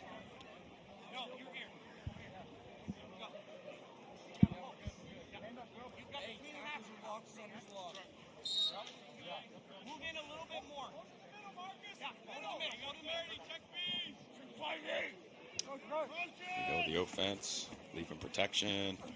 Lots of time for Connor Lots McNamee. of time. Connor did a nice job of keeping his eyes Nice downfield. catch. And he's still on his feet. Still on his feet. Gets brought down after a 13-yard gain. And another Wanderers. First down. First down. Let's watch that again. He had unbelievable time. So what it tells you, the fact that Connor didn't get rid of the ball, he had his eyes downfield and he was holding on to the ball forever. And that's because Fredericton did a really nice job of covering up the receivers. So it took him a little bit. He escaped the pocket and he escaped a little bit of pressure and found Mullally for a first down. So now we see Fredericton lined up. They're protecting the end zone. So they're running in about a cover 4. So they got 4 guys deep. Connor plants and throws, and he got Handsome Adam on the sideline for 16 yards. And that was the last play of the half. So that'll end the half. The Wanderers up 28-14. Gordy and I are going to take a break, and we'll catch you in the second half.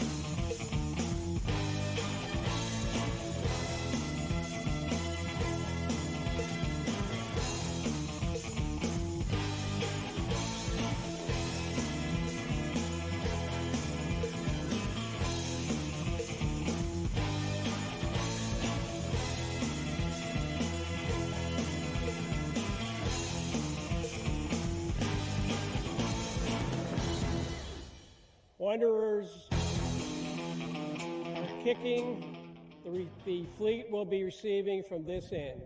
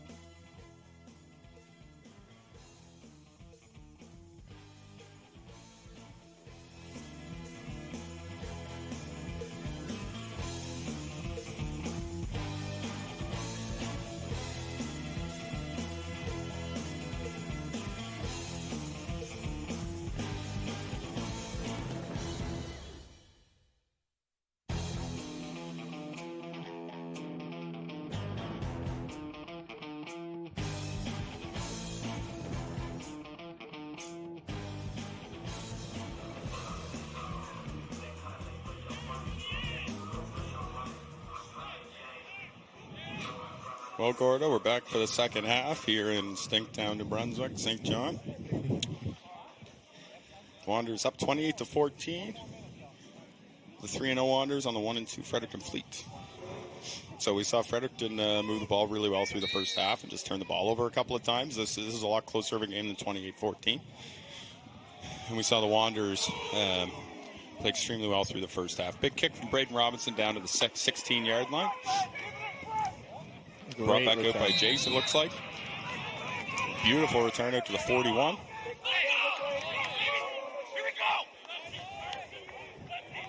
See, look straight upfield, bro. For you. Braden Robinson made the hit and the kick. Beautiful kick and a beautiful hit. Fredericton coming out to start the second half. 1st and 10 on the 41.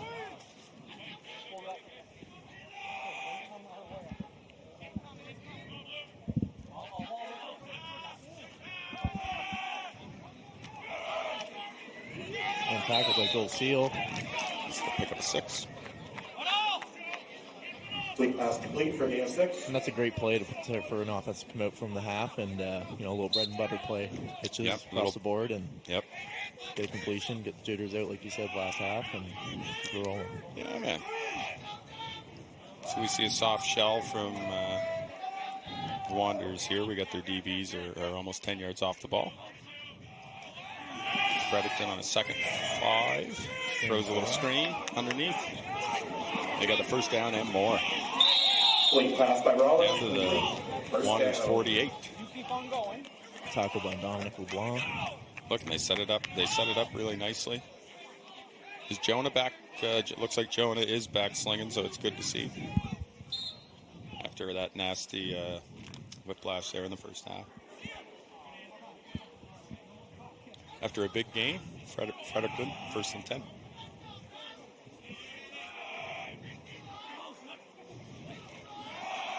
St. John sending pressure. Huge play. Huge play, man. Big grab by Jace. Wow. Jace, man, that looks like he's down on the 11th. Man, that was a 40-yard play. That was a hard catch, man. That was excellent coverage. He had Sergey on him. He had Sergey over top and Dom LeBlanc underneath. Like, he was really well covered, man. Sometimes they just come down with it. That was a really, really nice play by Jace.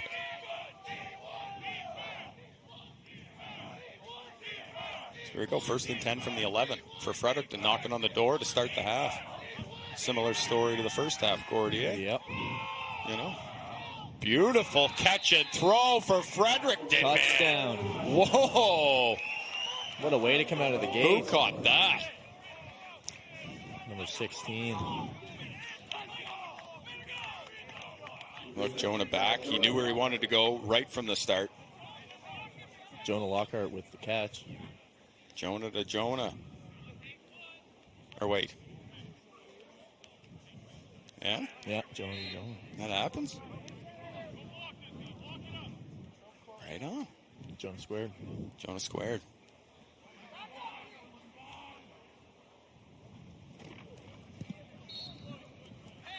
Although there's a flag on the play, presumably a 5-yarder for neutral zone on the St. John Wanderers will be applied on the kickoff.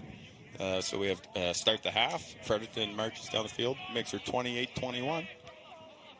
Pretty impressive, Gordo. Yep. And you'll love to see teams that can just come out of the locker room with a gameplay. The convert is good. The 5-yard penalty will be applied on the kickoff. Yeah, as you said, Mike, there, that the 5-yard will be applied on the kickoff. Yeah, we love to see teams come right out of the gates at halftime and make their adjustments and come back and love to see it. Punch back on the first drive. Love to see it, and we saw Coach Cox, he made some adjustments during the first half. Actually, it was kind of cool to see, but it resulted in a couple of turnovers as well. So here we're moving the ball up 5 yards as predicted against Fredericton in favor of the Wanderers. They're kicking off the 50.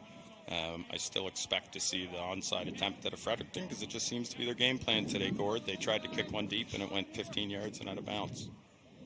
So I suspect we'll see some more of the short stuff.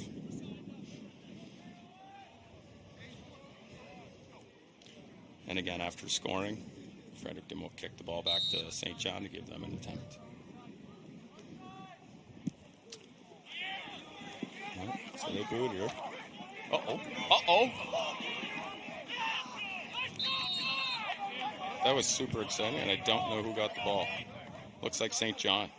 That could have gone either way. So it looks like Sam Delaney scooped up the ball, and then... Golden Malali. Oh, Malali came in after and scooped her up. Golden Malali, sorry.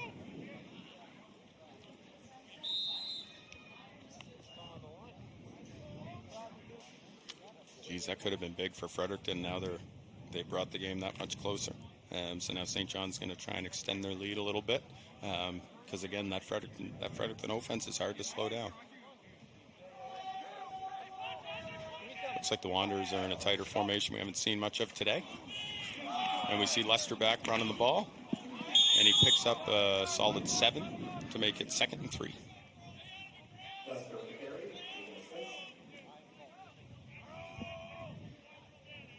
Man, he runs hard. I'd hate hitting him all first half, Gordon. I think they're going to start to get sick of hitting him here. Yeah, because it's always the same guys you're coming up against every play, and you just wear them down, and then it's hard, man. It's hard. It's St. John on the 2nd and 3. They're on 35. Little bubble screen to Braden Robinson. Great blocking up front. Great blocking and a move out of Braden. We told you he was hard to tackle, and he picks up almost 10, but he picked up the first down. Let's watch that again. That was nice. So McNamee just goes straight to him. A little bubble screen setup. Braden cut it right up. Oh, look at that. Nice cut up field. They had a nice hold of him. Sorry, 84, you're not on the sheet, man. But if you didn't hold him up, that was probably a touchdown. It's a good job, man. Here we go, 1st and 10 for the Wanderers on 42. Nope, 44. Here we go. We see some more Lester. Lester off the edge for a first down. Man, he runs hard. Let's watch that again. Look, once he sees it, he just planted his foot and went downfield. Fredericton intelligently came at him at the ankles and tripped him up, but not before he rumbled to the first man. Kudos to Nick Noel, the receiver coach for the Wanderers. That's some solid blocking up front. They're definitely working on that at practice. Man, no kidding, Gord. That's an excellent call out, man. And again, Coach Travie McKenzie put together a nice game plan for today. Haven't seen this formation yet today either. Connor's got lots of time, puts a ball out there. Looks like we had an early hit on Braden Robinson, and we'll see a 15-yard pass interference penalty applied. First down, Wanderers.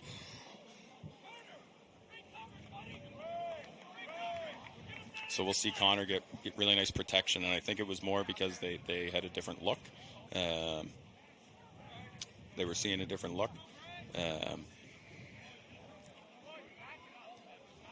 right through Marcus Urquhart's hands on the defense. Yeah, that's disappointing, but it's always so hard for the D because they in that position, they need to make the decision whether they're going to play the ball or play the receiver. And in his position, he made the right call. It was just it would have been a tough ball to pull in. There's no foul on the play for pass interference. The ball was deemed to be uncatchable. Incomplete pass, second down. Interesting. So they're saying that the receiver had that the ball wasn't thrown close enough to the receiver for that to be a penalty. So loss of down. It'll be 2nd and 10 for the Wanderers at about midfield.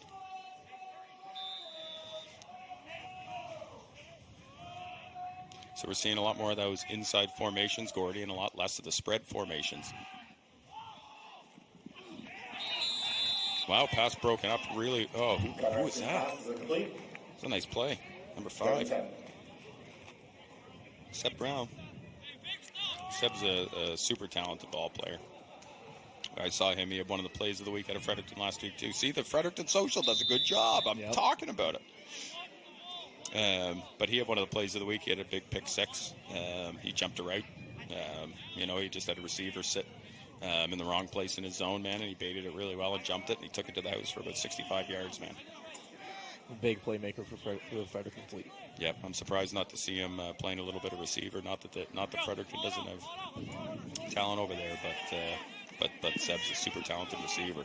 So we see Fredericton flushing Connor McNamee out of the pocket. Connor moves out, and he got the ball to Austin Rowe for a pickup of about 8 yards. Austin Rowe for a gain of 9 yards. 8 yards. So we're going to see a 4th down and 2. Nice catch, Rowe.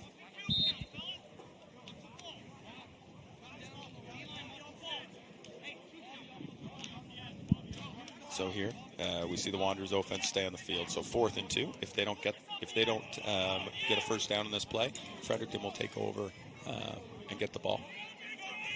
So I'm really interested to see Lester carry the ball here.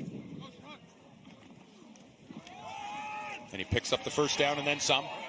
Big stiff arm. Lester takes it down to the 35. Wanderers first down. That's a first down, Wanderers. You love to see, man, look at this. And he just keeps the arm away from him just to buy him enough time, Gordy, to turn the corner to pick up that extra 5 yards. I think we all kind of expected to see Lester on that one.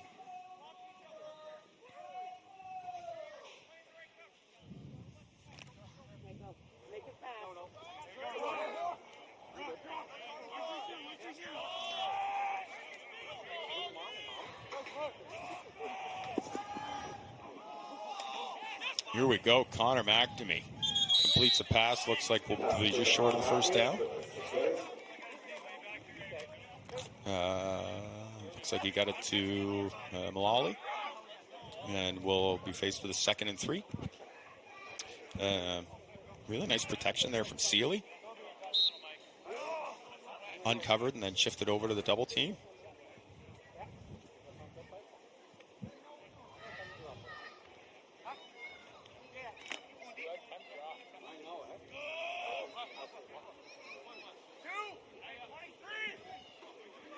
All right, Wanderers coming out on a 2nd and 3.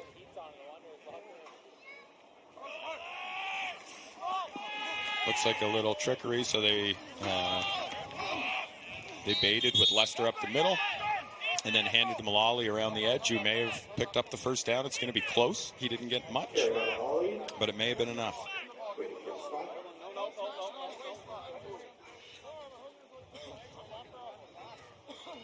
And that's very close to a first down. It was a wicked effort on Mullally's end to stretch that out at the end and just really push it to the first down. And there's a first down, Mike. You love to see it, Gord. First down, Wanderers. First down, Wanderers. Handsome Adams down by the sticks, bottom of the screen in case you wanted to find him.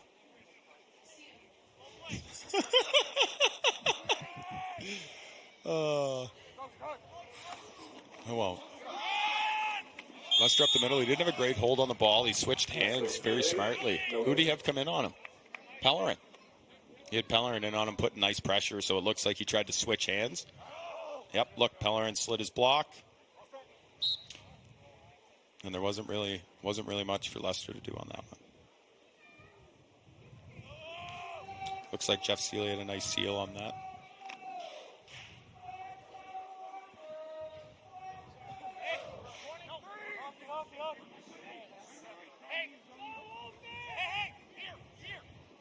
Wanderers loading the short side with receivers. Running Leicester up the pump. Leicester picks up 6. Second and 4. Ethan Ray with the stop. Man, what a push. Man, let me look at a number here for a second. Let me look at a number. Devin Dean, Jeff Seeley, and Jake DeBow, you guys just owned that, man. And it's great to see when the offensive line can get up, 10 to 12 yards off the line of scrimmage. They have some serious drive and power. Gord, that was crazy, man. We see a 3rd and 4 coming up. Man, that was a push. Wanderers O-line just out there almost just... Oh, great coverage. Great coverage. They got 2 guys on Mullally. McNamee put a great ball on that no one else could really catch, but the defenders had him double covered, and he just wasn't able to make a play. And number 5, Sebastian Brown, in on that play again. Yep. So, kudos to Fredericton, man. That was a nice play. 4th and 4 now. 4th and 4. So as a reminder, the offense does not gain 4 yards here or convert. But Fredericton takes over the ball. Doing this again on this same series. Travis got guys to the field. He opens up. Connor's looking short. A little overthrown. Picked off and taken out at the 12-yard line. Marcus Urquhart with that interception for the Fredericton Fleet. Hey, they needed that momentum shift if they were going to get back into this game. Connor drops back and he puts a little too much on the ball. You see that he took Austin Rowe, 87, a little off his path there. And then Handsome Adam drove that out of bounds. That was a great defensive play.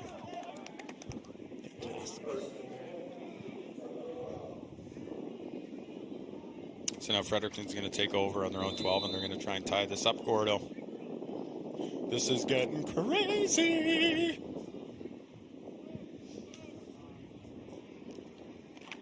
Sorry, man.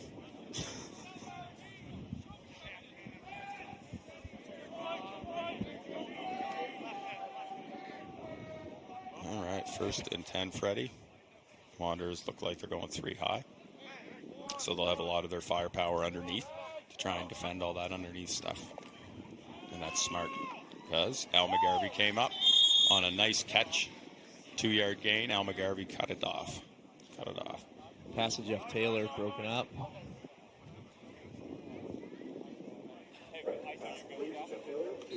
Just want to remind my daughter, Marie, if she's still up, to go to bed, please. It's a great read by Al McGarvey, number 21 of the Wanderers. It was. He came down on the ball, so he's in a difficult position there, and that was a really smart play with Fredericton to throw the ball underneath because they knew Al, or the DB in that case, gets swallowed up by Ring Deneen. And Danny Oliver. I couldn't wait. I had to wait to see the number. Man. Hey, Fredericton set that up nice, but Tyler Ringdeneen and Danny, man, were just ready for that. Tyler's the new father. Did you know that? Yeah, I heard that. Yeah. Congratulations to him and Maggie. Agreed. Congratulations to him and Maggie. They have a beautiful baby. Here we go. Fredericton dropping back. Oh, Sergey almost jumped it. Sergey Olan almost jumped it. I think that's Sergey. Yep. Number 29. Yep. So that was a nice pick. Oh, did they get the first? Well, they've already. There appears to be movement on the sticks. It should. It's definitely close, Mike. Yeah, I think we're just kind of waiting to see down in distance. I don't think we know it's 4th down. Okay, it is 4th and 1. 4th and 1, Fredericton. This is incredible. Fredericton's going for it. If they don't get it, they're giving the Wanderers the ball back right in their own end. There's a big push up front. I have no idea what's going on because I don't have my glasses on. That was a great push up front. Oh, man. They shut it down. Matt Porter, Griffin Seeley. Griffin Seeley had a great push, man. And here come the Wanderers offense after the defense was able to stuff that 4th and 1. Man, that's huge. So what we're going to see now is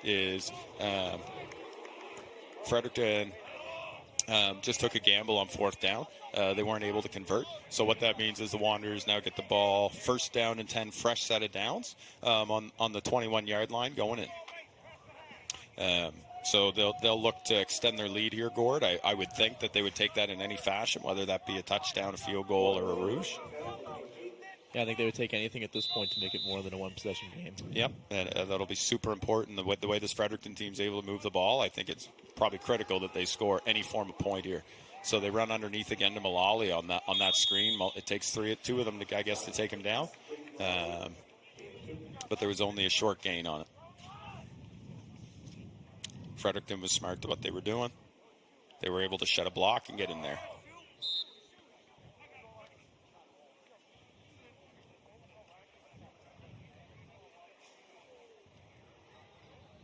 So we see a 2nd and 9.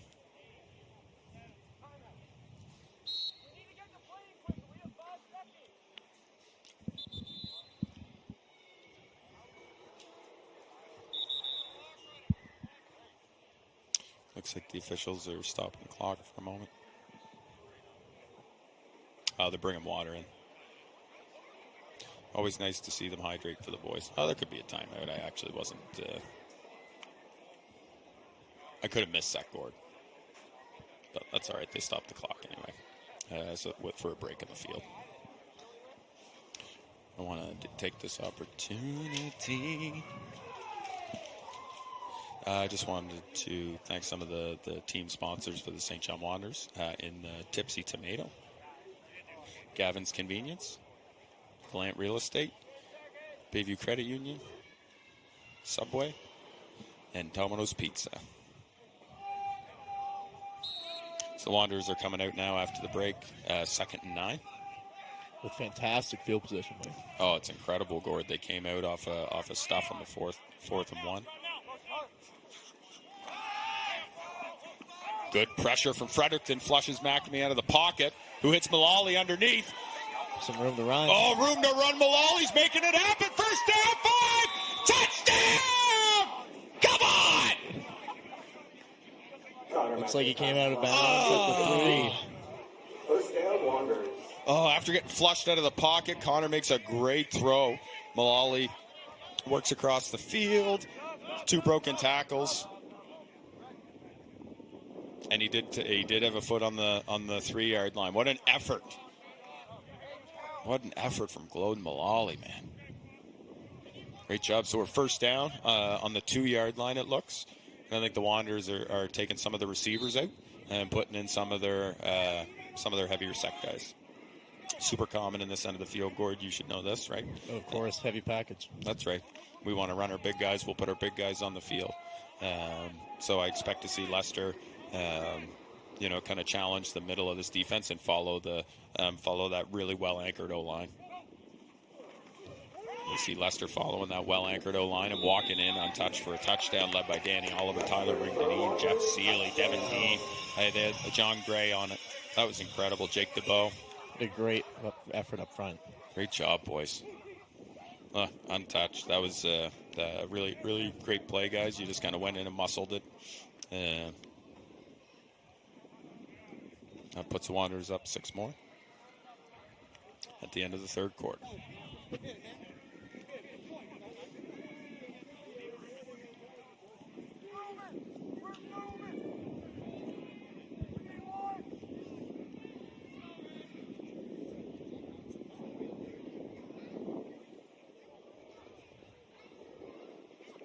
Looks like the Wanderers are setting up for their point after touchdown to just try and extend that lead to 14 points. and make it 35-21. Braden Robinson back to kick.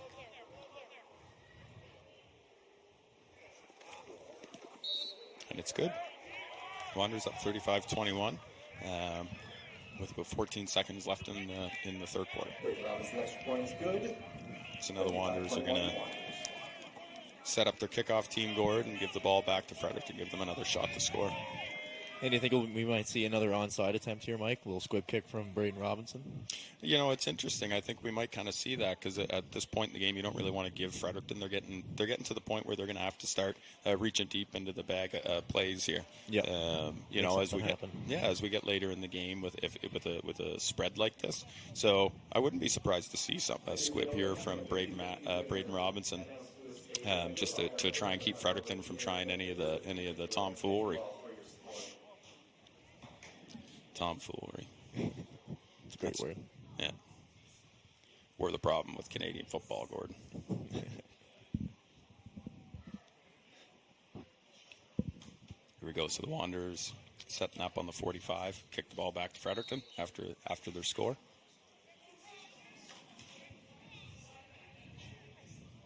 Still have my sunglasses on. Me as well, Mike. It's all right. Lights are coming on. And we see a big kick downfield. Right into Jace Taylor's hands. Caught on the 20. Jace was patient, and he did get an opening. Takes it up to the 44-yard line. Nice return.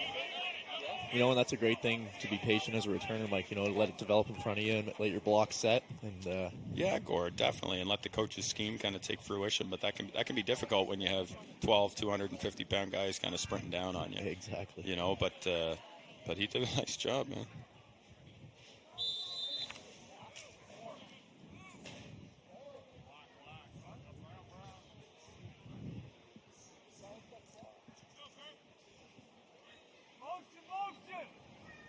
So here we go, Gord. To end the third quarter, we're going to see a 1st and 10 attempt at Fredericton. Jonah gets out of the pocket, slides. We know to leave him alone. He picks up 8 yards, so we'll be second and 2 to start the fourth quarter. 2nd and 3. So it looks like it was a design pass. Pressure from the Wanderers got Jonah to kind of flush out of the pocket and run downhill. They just kept taking yards from him there.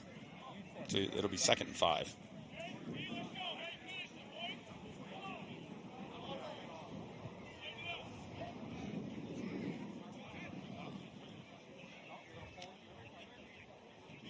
And quarter time, so we're going to be switching ends.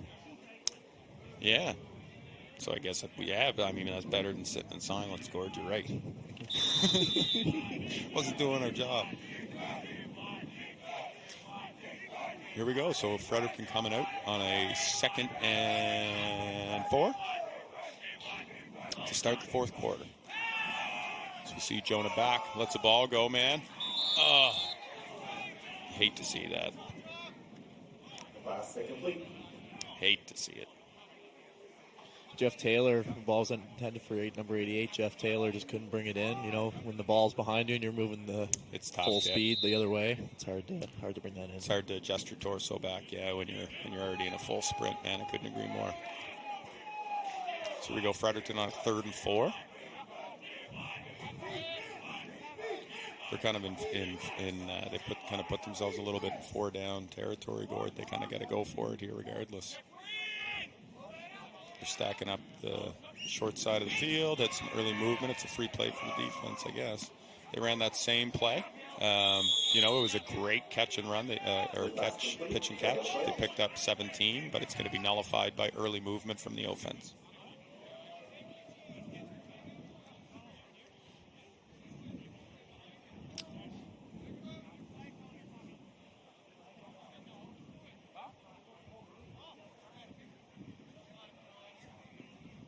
So we should see a 3rd and 9 here.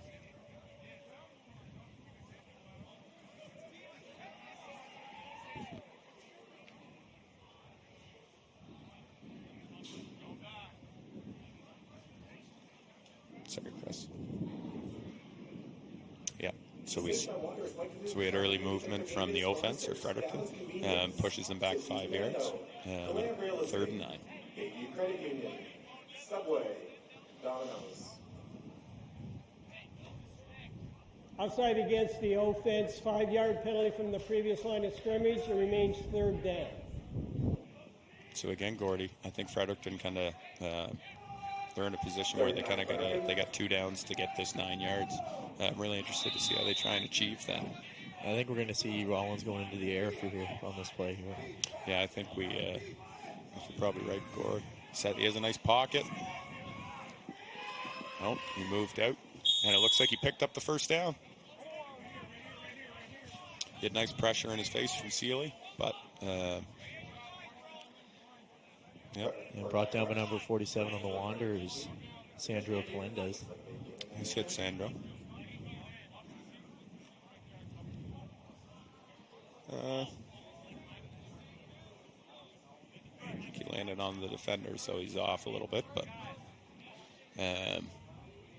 I got to think that's a 1st down. Yeah, that's 1st and 10 for Fredericton. Stay on Fredericton, please.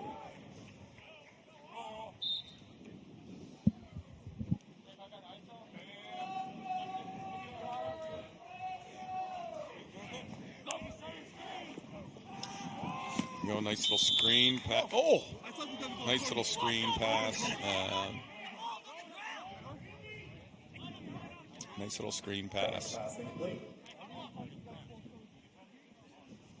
Set up by Fredericton. They just couldn't wrangle it, which is unfortunate because he had a couple of blockers in front of him.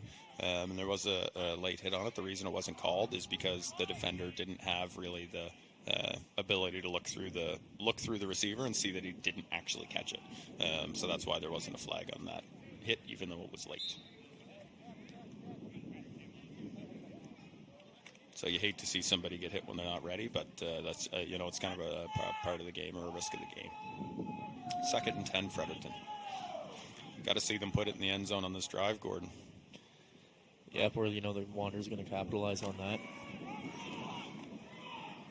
And we saw that delayed run that we kind of expected to see earlier, man, and they were able to take it up for a 1st down. Nice run. Number 87, Brady Manderville, creeps up the middle for a big game for the Fredericton Fleet. Yeah, got a nice push. The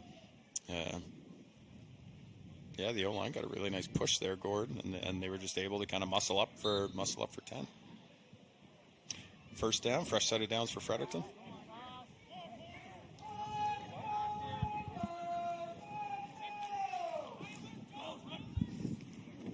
Here you go, Jonah back. Oh, great play. Wow. Joel Seal. Good job, Seal. So the receiver caught it, and then it got he pulled the ball.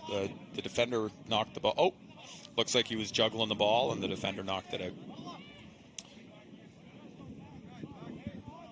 So you like to see them take the opportunity to catch away. 2nd and 10.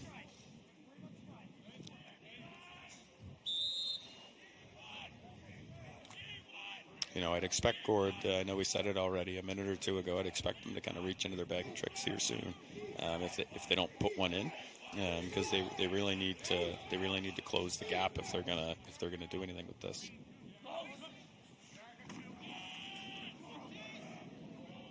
Jonah rolling out. Porter on his heels. Hey, they got him at the line of scrimmage. I couldn't see who. Oh, and then a couple of late flags. Late flag. Jonah relies on his legs a lot in here, I'll tell you that. He does. Great protection downfield from the Wanderers DBs. And Yep, absolutely. Looks like Sam Delaney came down to get Jonah at the line. But again, there's a couple of flags. Looks like they're going to be moving Fredericton a little closer to the Necessary roughness, number 6 on the defense. 15-yard penalty from the previous line of scrimmage. 15-yard personal foul against St. John. Automatic 1st down. That'll put the ball up around the 30, 29. So this is giving Fredericton a really nice job to capitalize, Gord.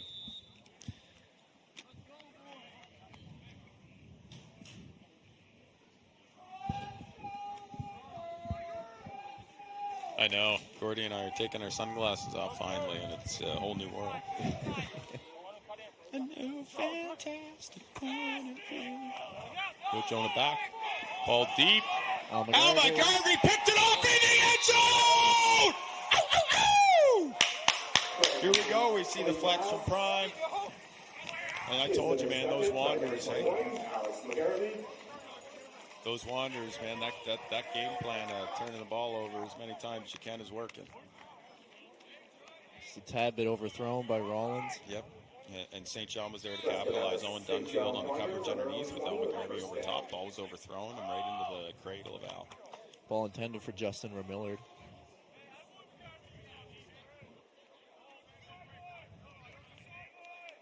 This is fun, Gord. Yeah, I like hanging out with you, man. Let's do it more often. We should. All right, so St. John's taken over on the 20-yard line with 11 minutes and 40 seconds to go. Or 11:38, I guess. You take the turnovers out of this game, Gordon, and it's a lot closer. Oh, 100%, Mike. You know, two powerful offenses, and yep. You know, it's just those little mistakes, turnovers, interceptions that are the big difference. Yep, you're right. And it's hard, you know, the St. John kind of put Fredericton in a position to have to throw the ball all the time this late in the game. Yep. You know, so that's a surefire way to it's a remedy for turnovers. Unfortunately, if there's no risk of you running the ball. Not really sure what's going on here.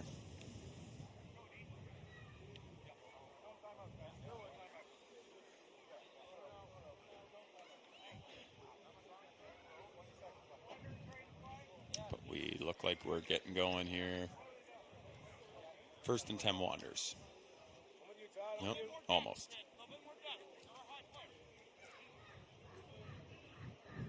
Boys getting in the right spots, yeah.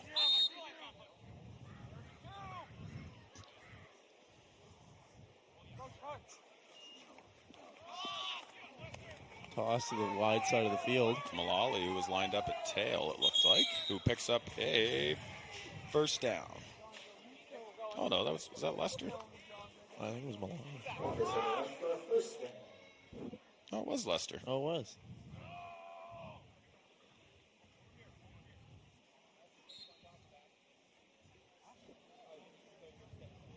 Nice run, Lester. Here we go. So Wanderers 1st down and 10 on the 33. I suspect we'll see a lot of conservative play calling here. You know, a lot of short passes and a lot of runs. You know, because they're going to want the Wanderers.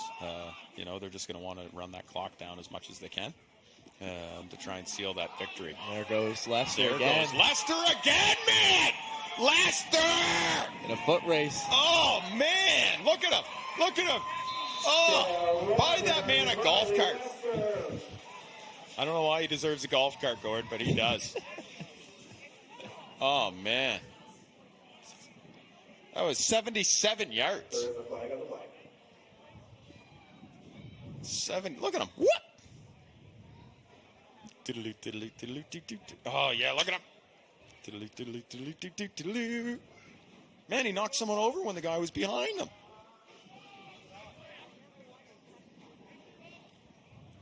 Flag on the play. Oh, I was watching TV. What are you talking about? Is there? Yeah. It's not uncommon on those big run plays. When they end up going 77 yards to the house, it's not uncommon to see blocking infractions from the offense. It's you know, somewhere on the field.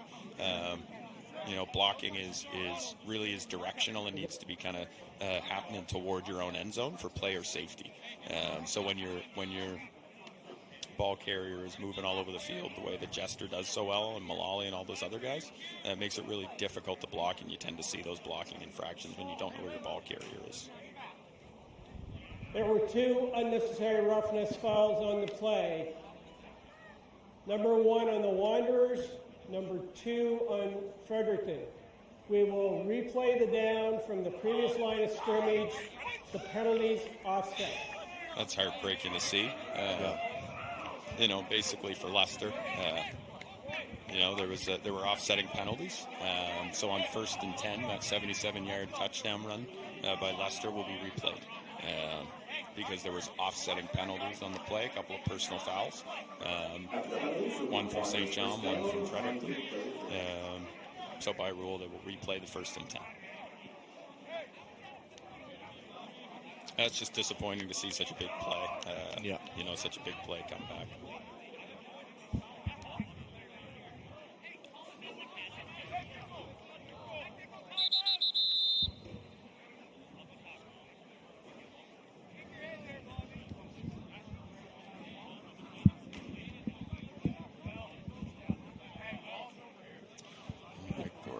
So it looks like they're all probably out of breath now.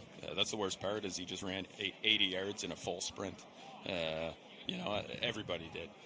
And the play was all for naught. So all part of the game, but still it doesn't make it any easier.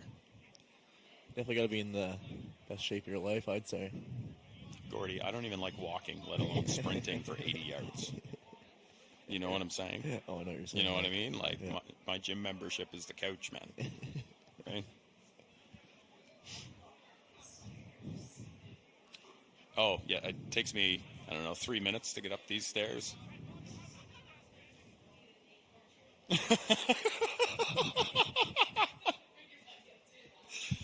Yeah, we're not really sure what the delay on the field is. They're bringing water in. So after that 80-yard marathon that all 24 guys just ran, they brought water in. Again, it is pretty hot here today for Stinktown. Yeah. Like it'd be, I would be 23 degrees. 23 degrees, man. I don't know what it is now. Probably a little chillier than that, but we're checking here now. 17. So still a pretty. Actually, this is like an ideal football temperature now. Oh, 100%. For coaching. Just remember, I'm always referencing for coaching. Yeah. Because I am not a football player. I am a football coach. It's a big difference.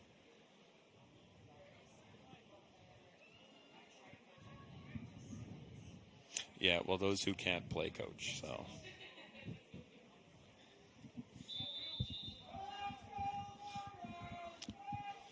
There you go. I hear my buddy Aldine out there as a grandson on the offensive line of the Wanderers. Wanderers running 5 receivers to the wide side of the field. Mullally underneath, but Fredericton won't be fooled by the same play more than once. No. And tied up at the line by number 2, Bob McIntyre.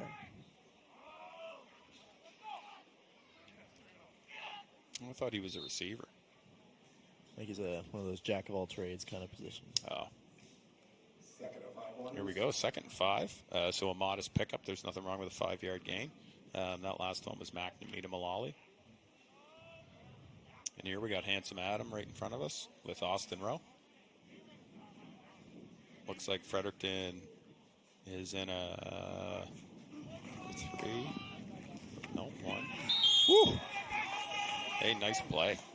Caleb Kirkpatrick took the ball up the right-hand side, following behind Seeley.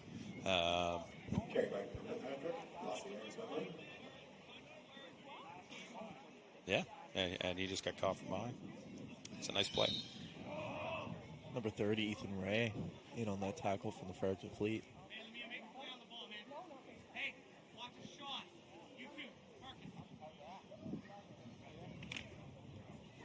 So we got a 3rd and 7 here. Looks like we're going to go see we got Cody Carr at the bottom of the screen, and we have Handsome Adam on the field. This is interesting. Connor McNamee back. Hits Handsome Adam wide open for the first down. Handsome Adam picks up 15 yards. We knew we'd see him again. Let's see Connor set himself in the pocket. The Wanderers give him great protection. And he hit that field pearl or that field post curl just beautifully. It's one of my favorite plays. Dig seam arrow, Gord. Dig seam arrow. Backside smash. That's right. You know that. Yeah. How many times do you think we ran that? A couple times. Couple times. 1st and 10 for the Wanderers on the 53. Just approaching midfield. On this side, we got Handsome Adam and Mullally. Caleb Kirkpatrick taking the ball off the edge, picks up 10, 15. Stays on his feet, roll it a bounds. Good job, Kirk. Picks up about 20. Love to see that, man. Look, nice stiff arm to gain separation, and his feet just never stopped. He doesn't have the same size as Lester, but he has really good ball skills and instincts when he's carrying. That's all it takes, Mike, is just a little bit of daylight, and then, you get right up to speed, and you're gone down the sideline. Love to see that effort, too. Clearly the boys are kind of feeling the atmosphere tonight. Go 1st and 10 Wanderers. Ball on the 36. Connor back. Oh, pressure in his face. Great footwork. Great footwork. Eisenhower back downfield, and he's not going to get it, so he's running. He picks up 12 for a first down. Hey, Connor was in big trouble back here. Hey, he set the pocket. Looks like Fredericton sent the heat, and they flushed him out. He had a guy in his face and was able to come underneath, break a tackle. He kept his eyes downfield the whole time, looking for a receiver to see if he could get rid of the ball, but Fredericton had them all covered up. Connor took off and picked up 12. Man, good for you, kid. Great job on Mullally to pick up that defender there to give Connor those extra couple yards to get the first down. It's always, hey, you called out Nick Noel earlier, man. Like, it's always super impressive to see the boys blocking for each other downfield. Fun fact about Connor McNamee, it's a loose fact. I didn't bring any stats because I'm not professional anything. But I know that Connor McNamee is a quarterback. I think this is probably his 8th year as a quarterback. And I think he's won a championship 6 years out of his 8. Yeah. I think so, yeah. Which is incredible.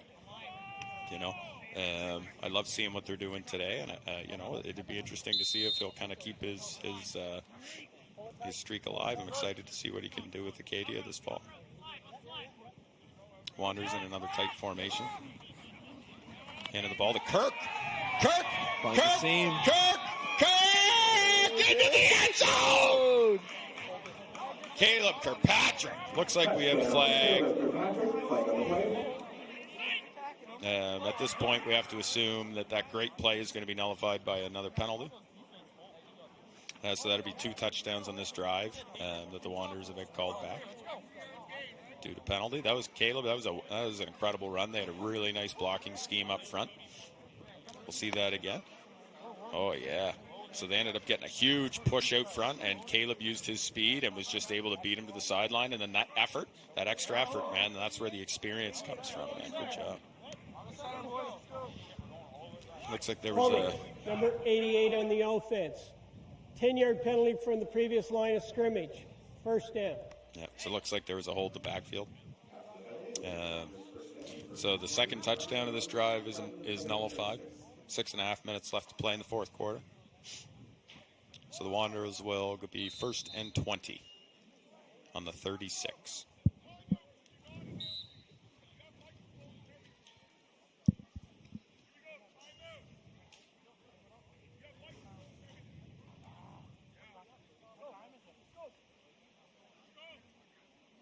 I think Fredericton's going to spend some time this week watching their tape and just kind of reflect on those turnovers, man. Unfortunately, that's kind of the difference today, Gordon. Yep. Just those tiny errors will make a big difference at the end of the fourth quarter. Breaks your heart to see Coach Dan McCullough they had a wicked game plan coming in here today. And those turnovers, I think, just are the difference in the score today.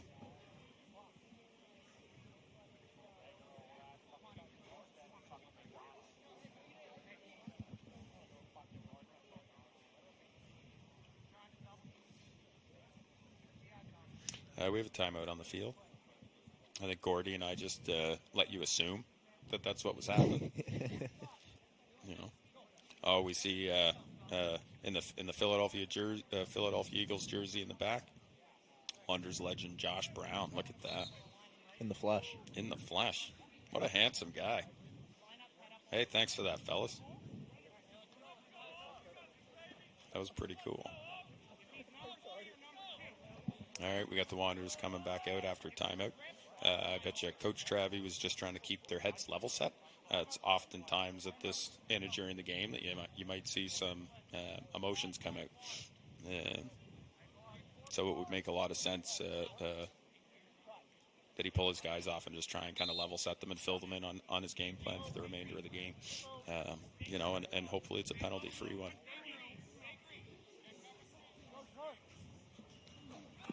McNamee back with a wicked pocket. And he's going to keep it himself. He is. He needs to tuck that away. He picked up about 5. Hey, it was a safe and modest game. Yep. That's always better. That's always a smarter decision versus taking a big gamble. Connor didn't like what he saw, so he just kind of took the yards that were available to him. I see there might have been a receiver looking at him. Couldn't really tell. It just looked like his shoes.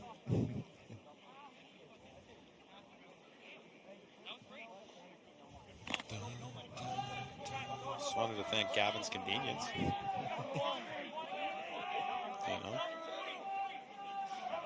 Alpine. Here we go, McNamee back. Mullally, they love running that. Mullally! Mullally breaking tackles, picking up first downs. Loading Mullally, man. So they run that underneath play where they clear out all the DBs on the field side, and then they send Mullally underneath and right where all those guys used to be. They're doing a nice job because I think they have them manned up at this point. But when you're that athletic, man, like that was a great play. Yep. Oh, and I lied. It's 3rd and 1. So that means he picked up 15 on the last play.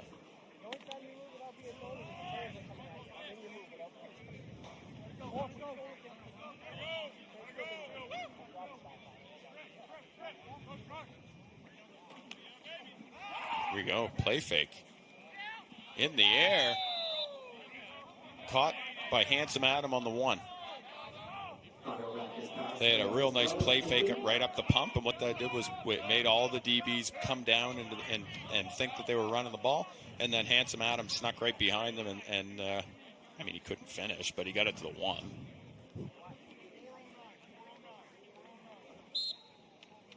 Wanderers on a first down. 1st and goal from the 1. Just under 5 left to go, Gordo. And if I was the Wanderers in this position, I'd definitely be trying to run the ball to, gain yards, but also still run that clock out to give Fredericton just as little time as possible.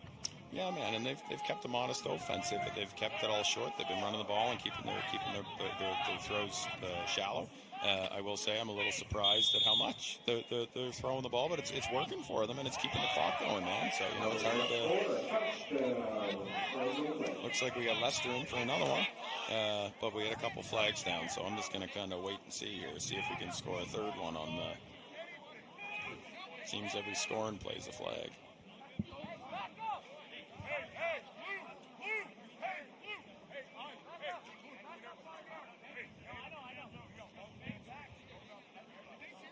Wonders if I could pick all the volunteers again. Great hustle on the flag crew, guys. Yeah, and we wanted to thank the old Tipsy Tomato.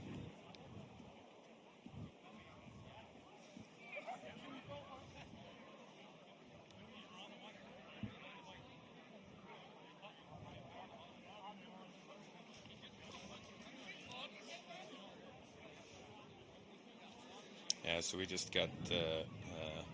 They're still trying to apply the Wanderer touchdown penalty.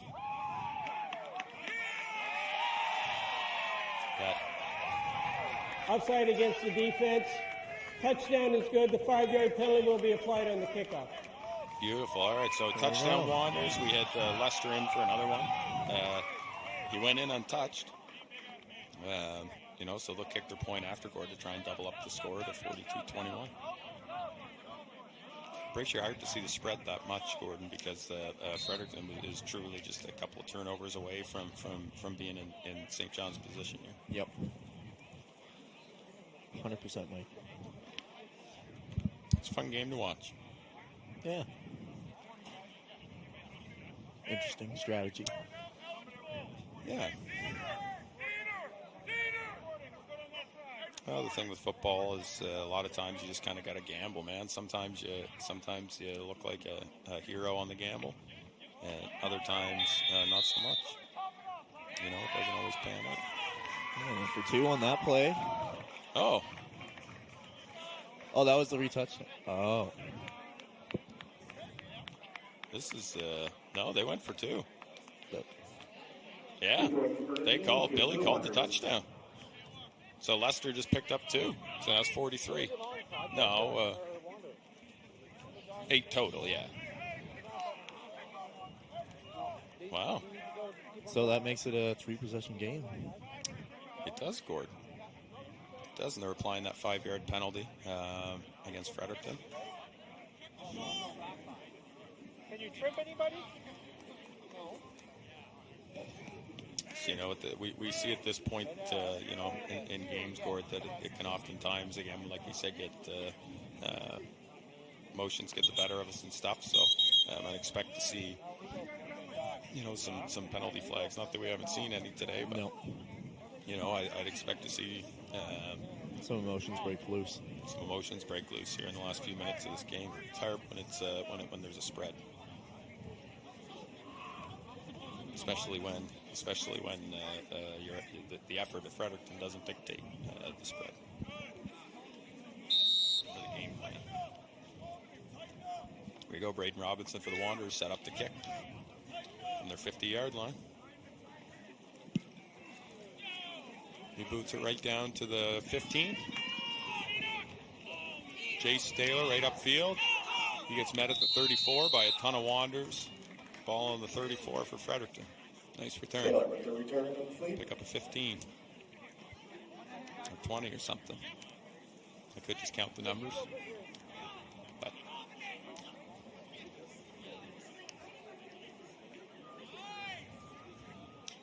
big matchup here next week in the MFL is the St. John Wanderers. We'll host the undefeated Moncton Mustangs at the Canada Game Stadium in St. John, New Brunswick at 7 p.m. on Saturday night. I mentioned earlier, but Moncton handled the undefeated Nova Scotia Buccaneers today, 49-21.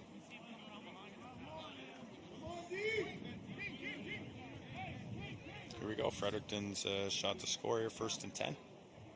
Ball on the 35. Low snap. Handoff up the middle. Oh, geez, gets flipped.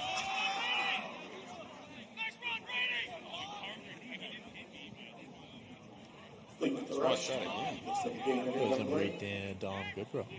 Dom Goodrow being active. He's been quiet for a little bit after starting early with a couple of interceptions. You know.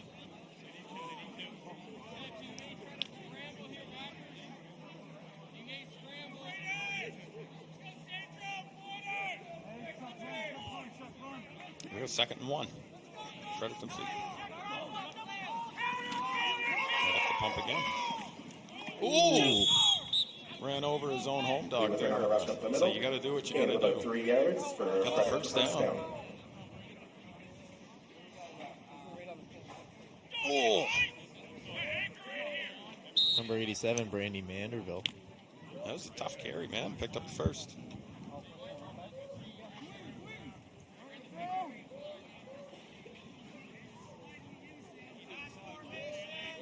We go 1st and 10 for the Fleet. Wanderers look to be playing a nice soft defense, so that they basically they'll give up that stuff underneath those little 5, 6, 7 yarders, just to make sure that they project for any big plays going to the end zone. So I'm guessing they're going to kind of stay in that conservative format for the remaining of the game, Gord, wouldn't you think? I totally agree, Mike.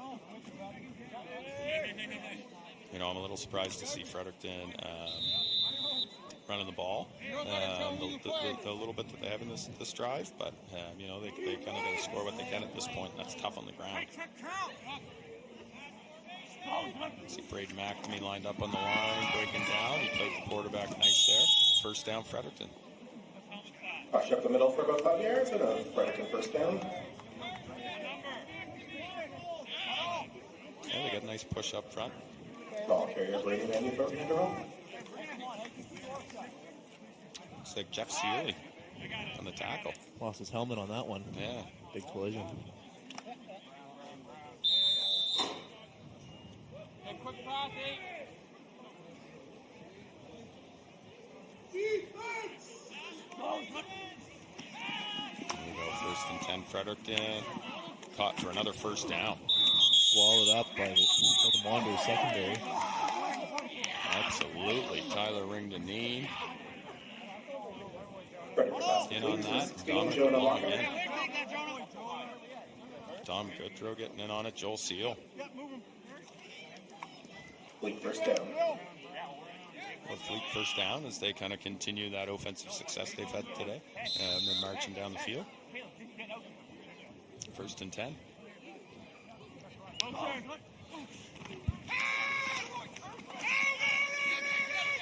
we go. Now pressure kind of took Jonah out of the pocket, but he just wasn't able to connect. 2nd and 10. Looks like there were a ton of dub over there.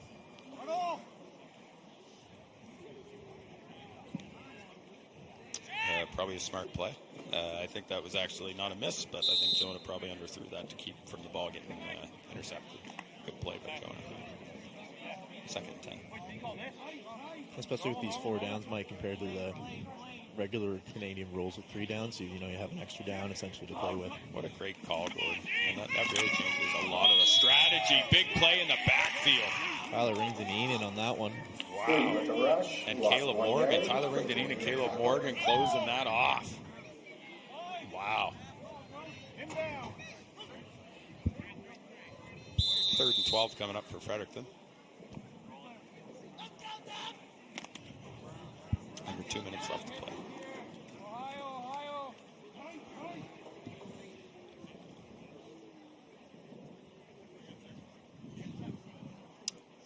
All right, looks like we got an audible coming from Jonah at the cue.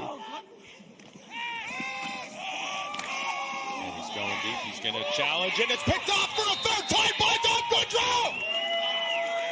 That's a hat trick for That's a hat Dom trick. Goodrow. Way to be, Dom. Fleet quarterback Jonah Rollins has been intercepted by Tom Goodrow. Jonah ran. That's going to be a They ran Wanderers a nice first right there. down. They ran a couple of seams, and Jonah tried to look off the safety, but unfortunately, they ran. It looked like the Wanderers had a little bit of smoke and were able to almost band it in, rob her in, and that was a beautiful play. Wanderers offense will take over with 1:30 left. I'd hope to see or expect, I guess, like at this during the game that they're going to run a couple of times and then take a couple of knees. I don't mean to be forward-looking here, but with this amount of time left, Gord, it looks like we got our top 2 teams in the league, ranked 1st and 2nd, coming down here next week. 2 undefeated teams in the St. John Wanderers and the Moncton Mustangs. At the Canada Game Stadium here next week. Pick up at 8 by Claude. Enoch. Oh, is that Enoch? Nicoya. Man, Enoch is talented. I've coached Enoch before, and he's a multi-positional athlete. I'm used to seeing him play on defense. 8 yards. Don't forget, next week, the St. John Wanderers host the Moncton Mustangs. Game time is Saturday at 7 p.m.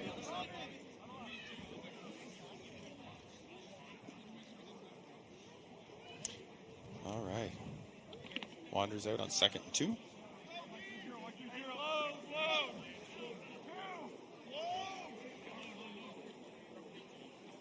So yeah, big game next week, Gord. I'd love to. Ooh. Just off the fingertips of Rowe. Pass incomplete. Yep, looked like it was. Yep, Rowe stretched for it in an awkward position, and he just kind of couldn't pull that in. Rowe has sure hands. I'm kind of, that doesn't happen often to that guy. We see a 3rd and 2 coming up, Gord.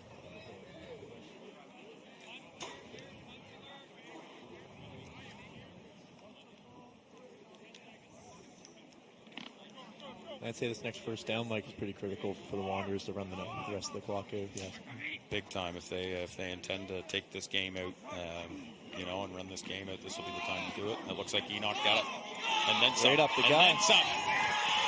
Enoch! One of the... Oh, Enoch! Starting on. No flags on the field. No flags. Wanderers touchdown. 88-yard touchdown. Enoch all the way to the house. Man, you love to see that. They had great blocks up front, couple of moves. Hey, tucked the ball really nice, and then was able to kind of use his explosive speed to get escorted by Cody Carr into the end zone.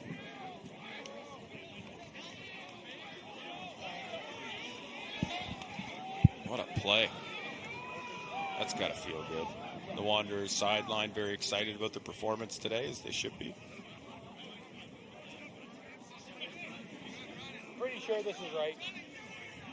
And if not, don't tell us. And they're going to kick their extra point after touchdown to try and make that a 50 burger. There's no flag, so it's 45. Oh, okay. That makes the score St. John 50. Great Robinson's Fredericton 21. good.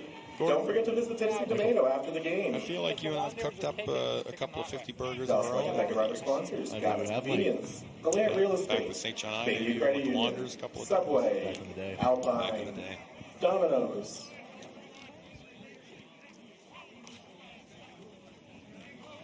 I'm going to be totally honest on the sponsor stuff. I'm just kind of guessing and just saying it arbitrarily and randomly.